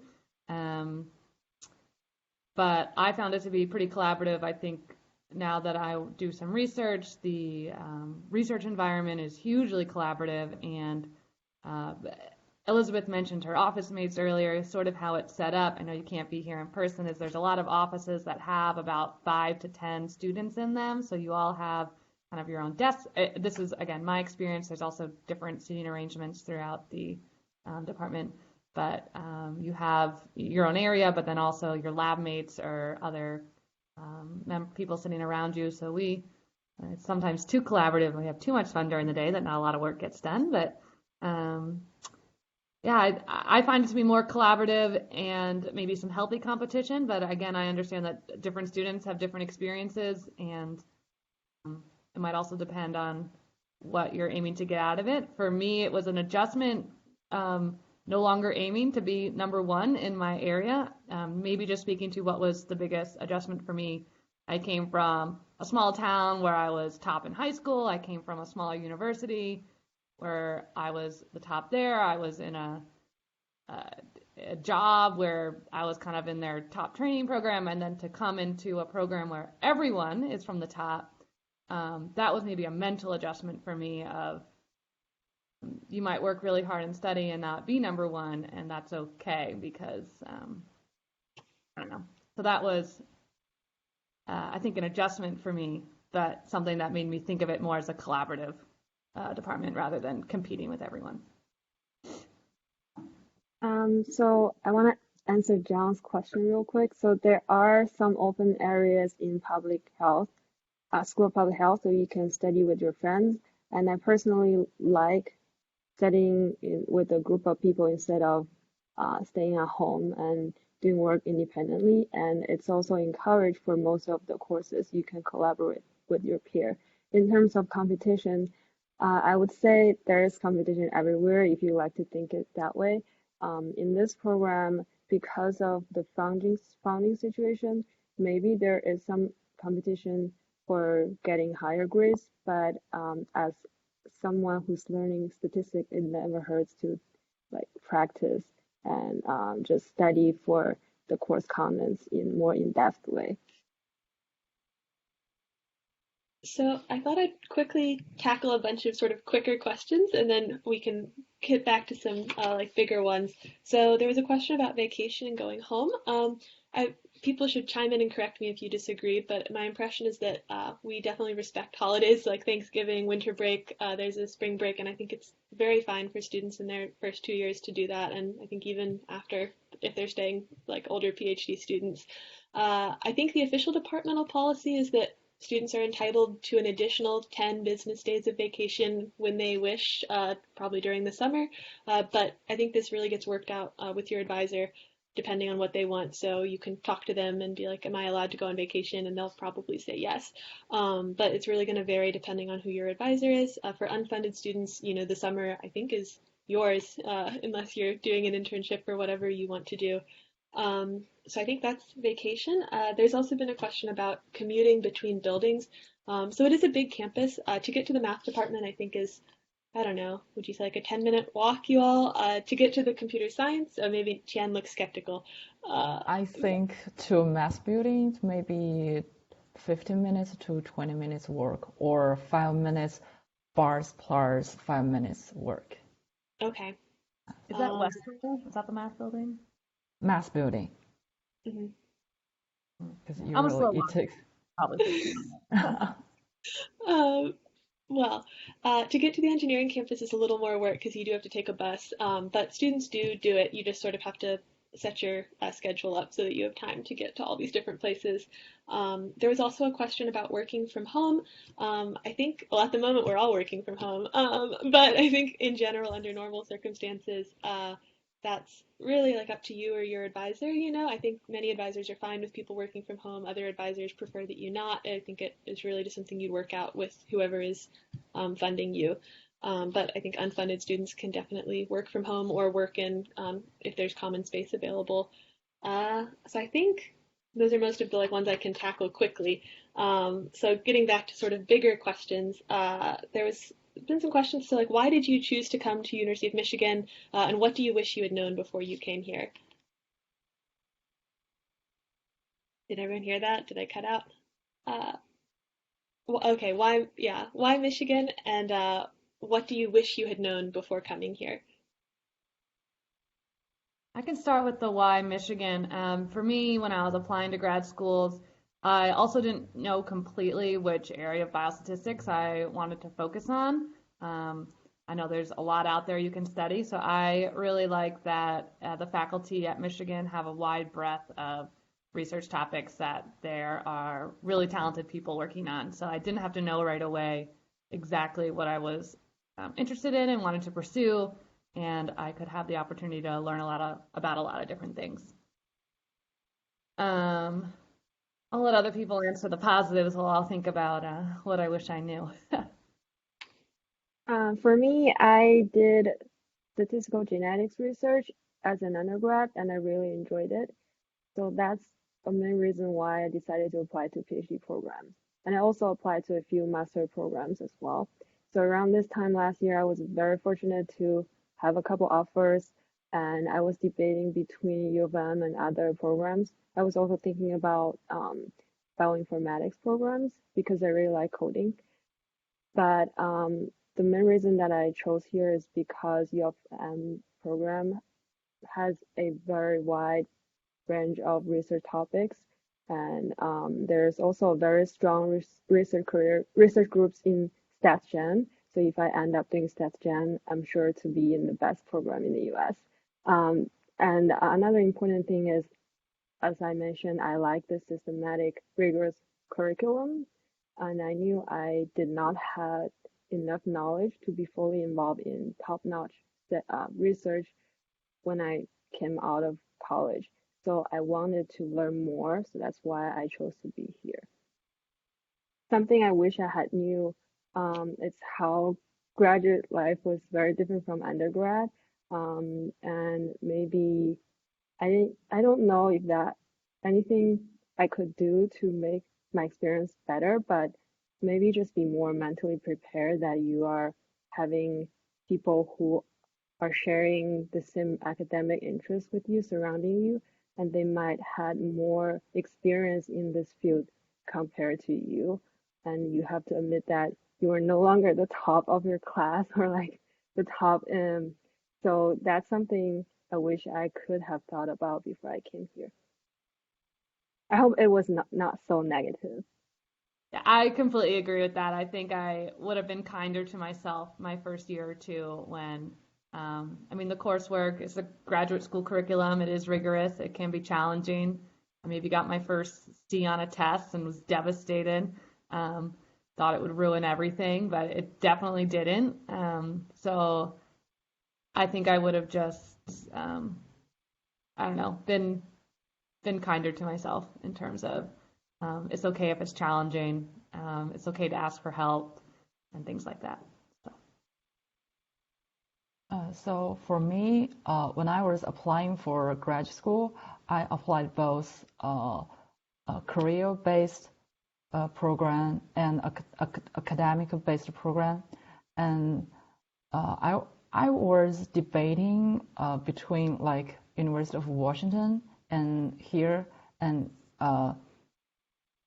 I think here because I was applied to the career-based biostatistics in University of Washington, but then I consider for biostatistician jobs, many post their positions like they're requiring like master's students plus several years of working experience or fresh PhD students. And then I another reason I chose this program is that I thought I want to have like this is more academic based, and I want to apply to PhD program further, and I want to spend more years to like explore more topics deeper. And University of Michigan has a large of faculty group, has a large faculty group, and as Margaret and Monto mentioned, there's lots of different topics here. So I think if I changed my idea, like if I concentrate in one area and then I find that it's not quite interested, I can maybe I can change to another more easily than in other program. Yeah, I'd echo Tien's statement. Like one thing I really like is the breadth and how you really can move around to a different area if you aren't happy with what you're working on. Another thing that really made me pick Michigan again was just the lovely people that I met. I can remember actually asking my now advisor Jeremy when I was here what he liked about Michigan, and he said that he liked that the people were humble, and I think I liked the fact that he said that that was what he liked. So I think that, I don't know, I think it's a really lovely culture here. As for things that I wish I had known, I think a grad student gave me a good piece of advice when I was actually applying here, and she said, oh, like what grad students think about grad school is going to depend a lot on like what happened that day, which I thought was really interesting, and I think is definitely true, and that there are certainly days that are going to be like very frustrating, but there are also going to be days with like major successes, so it's really just sort of riding out those crests. So we're pretty much out of time, although I don't know if Mike and Bamar are willing to let us do one more question. If so, hopefully they'll interrupt me if not. We've got some questions about classes. So what are some of the more theoretical classes? What classes did you find to be challenging? What advice do you have on classes? And then just to sort of finish things off, what are your future plans? What do you hope to do with this degree that you're telling everyone about? So, yeah. In terms of coursework, I think it's there's a pretty spelled out method and applied sequence of courses. So now it's been a few years, so interrupt me if I'm wrong or if it's changed, but the 601, 602 sequence are our theoretical coursework, and the 650, 651, 653 are the more applied courseworks. For me, I found the theoretical courseworks to be they're challenging for me. I think it all depends on your background and your interests and things like that. And then obviously 699 was our most applied class, which was challenging but very fun. So I mean, I think there are certain courses that can be harder than others. I think that might also depend on who's teaching it that year and things like that. I think there's a lot of factors that go into it, or what your background is. So some people who have a more theoretical background might find the theoretical courses easier, but people who have more applied background might find those easier. So I think that all depends. I think there's no super easy class, but none of them are so challenging that you drop out. So, and I saw, sorry, quickly, one question about can an international student or in-state student get residency after a year? as an out-of-state student, I definitely looked into that, and I think Michigan has pretty strict rules about what would consider you a Michigan resident for in-state. I think everyone wants to get that, but I think you have to prove you've lived here for reasons outside of school to get in-state residency. So I would not count on that.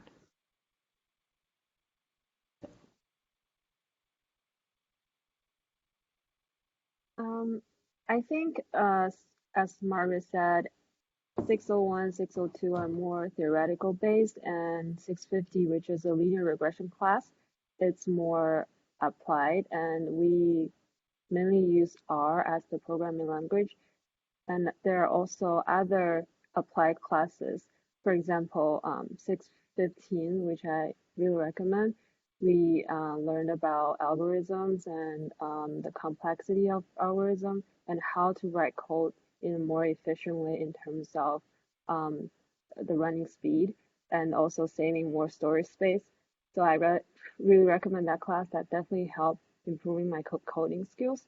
But there are also other health data science concentrated classes, for example, 607, which is a programming class very applied, and also oh gosh, I forgot the number, but 625, right? Yeah, 625, which is 625. I also took that course. which is also very applied. And however, on the theoretical side, you have 801, 802, which are I haven't taken those classes yet, but I know they're required for the PhD programs, and they're very, very theory-based. That's what I heard. In terms of my personal goal, career goal, at this point, I'm still debating between whether I should pursue academic career or industry. But if I were to go to industry, I wanted to work in data science. Yeah. So I want to add some to, like, I took 607 and 625 last semester, and I think for the 625 it's a really great course. In that course, I learned like how to use R to dealing with big data and how to optimize your code, like to running faster and saving more space. And as for the grading, I think some course may be very hard. May be very challenging, but their grading is not that bad, and yeah, and that's all I want to add as for the coursework. Yeah. Okay. Yeah, I think I'd just echo that. The classes are, yeah, you get through them, definitely make a study group and rely on your peers to like help you. But I think we have sort of a balance between them. To quickly, I guess, answer one more question from this. So someone asked about PhD students who did their master's degree elsewhere. That does happen. I think it's a slightly like different process for them in that they skip much of our like master's coursework and then take like I think just 699 usually and 801 and 802. But we can definitely put you in touch with students who have taken that path for people who are interested in coming in with a previous master's degree directly to the PhD. Yeah, so I think we're about out of time. We'll try and answer more of these questions in the chat, and like Nicole said, we will email out more complete answers afterwards. Thank you so much for listening, and I think we'll hand it back off to Mike and Bramar and Peter now.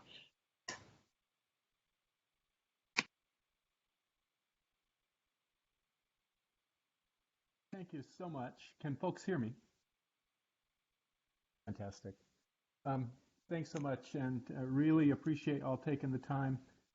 As usual, to me, the student panel is the most important aspect of this, and I have to confess I did listen in. I don't normally get to do this, and so it was great to hear the kinds of questions that came up, and great to hear the very thoughtful responses.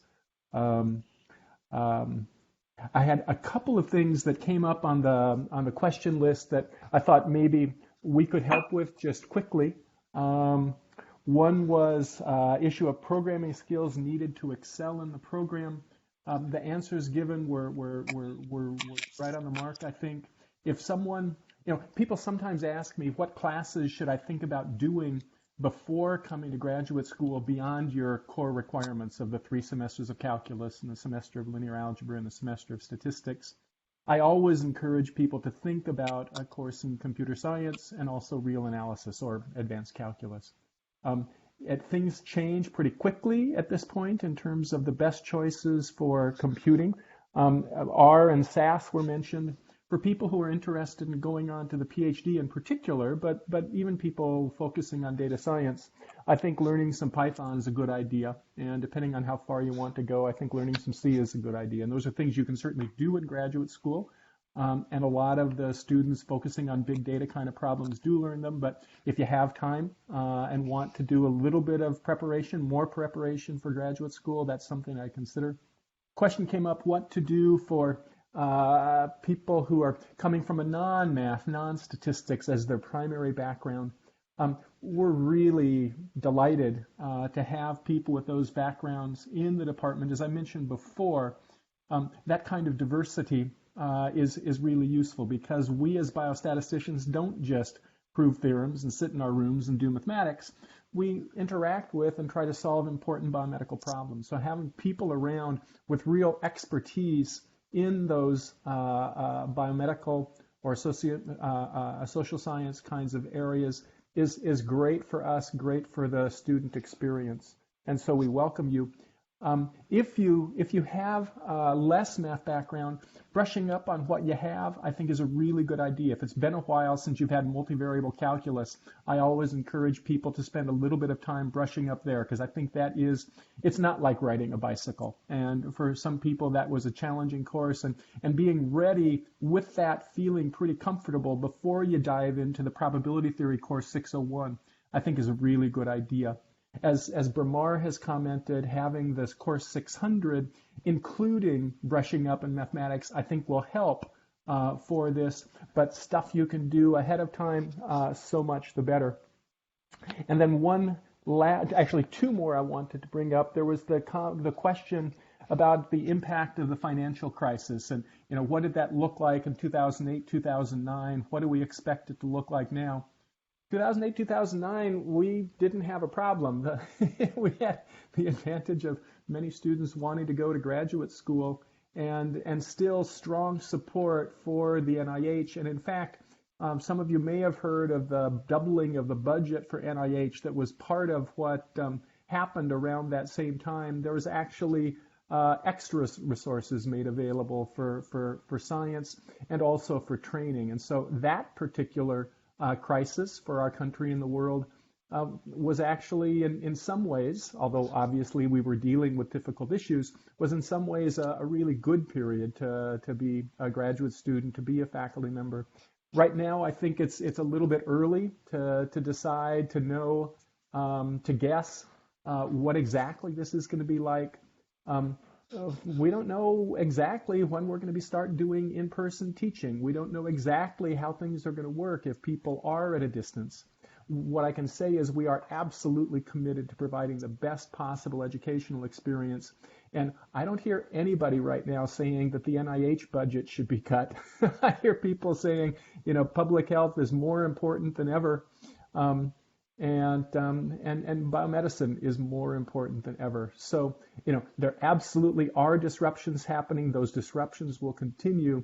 But as long as we are working on things that are important to the health of our nation and the world, I'm really quite optimistic that things will go well in terms of support for graduate students. That said, I can't know exactly because we don't know exactly the extent of this pandemic. And last one I wanted to comment on is for someone with a previous master's degree. It typically is one more year of coursework as it is for someone who did a master's degree with us, someone who did a previous master's degree elsewhere. It's pretty much the same as having done a master's degree here, unless the courses you had didn't quite match up. And sometimes it's really no different at all, and it's just the same in the sense of doing one more year of courses. Sometimes there can be quite a big discrepancy between the programs, depending upon the kind of program, the degree of rigor in that program, the similarity with us. Sometimes it can mean a little bit more coursework. And that's one of those that's enough individual specific that I'd be delighted to talk to people individually or have you talk to someone else from our curriculum committee to give you better advice there, because that is idiosyncratic depending on the master's program you were in. Those are the ones I wanted to comment on. Peter, Bramar? I'd like to add one more thing. That is many of our own graduates who want to come back as a faculty member. It's not a good place to live, but the department is really very collegial and is a top place for education, research, and innovation. So this is to me, is a very significant sign that the quality of the department. You know that if you want to visit a place and you want to repeatedly visit the same place, the place must be great. So that's only one more thing I'd like to add. Thanks, Peter. And I'll point out that Peter actually came for a sabbatical year in our department a few years before he actually joined us. And when he came, I think he got a sense of the place, we got a sense of him, and we were thrilled when Peter joined us. And it's so great to have you here. Bramar, did you have anything?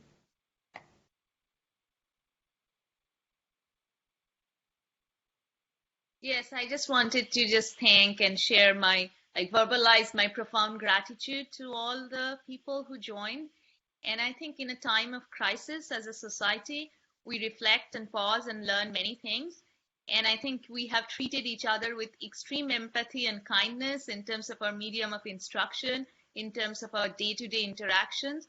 And my conversations with many of you yesterday really inspired me that, I was sitting at home confined and I was feeling a little down. And after my conversations with you, I just felt, yes, we are going to get through these 3 months and we are going to impart the best possible education to you guys as best as we can. This is our strong commitment and this is why we are in the academy. So I think that I really urge you to stay well and also treat this situation with prudence, precaution, public health prevention, but with a lot of hope as well.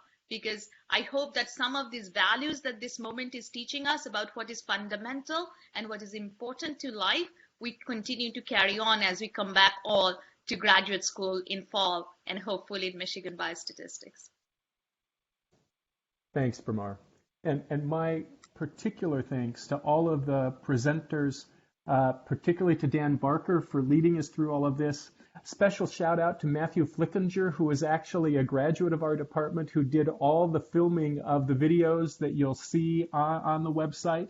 I hope you have a look at some of those. I've really enjoyed looking at them myself, and I know the department really well, but it's just fun to see the different things people are doing, the different approaches people are taking, and the different ways they think about the problems they're working on. To all of you attendees, again, thank you so much. And folks in China, thank you for staying with us till 12:30 at night. Again, folks in California, thanks for having started at 7 in the morning. I love this department. I love this university. I grew up on the West Coast of the U.S., and I'm a true West Coast person. But this is a great university. Ann Arbor is a great town, and this is where I am going to be for the rest of my life because I truly, truly enjoy being here, being part of this department, town, and university.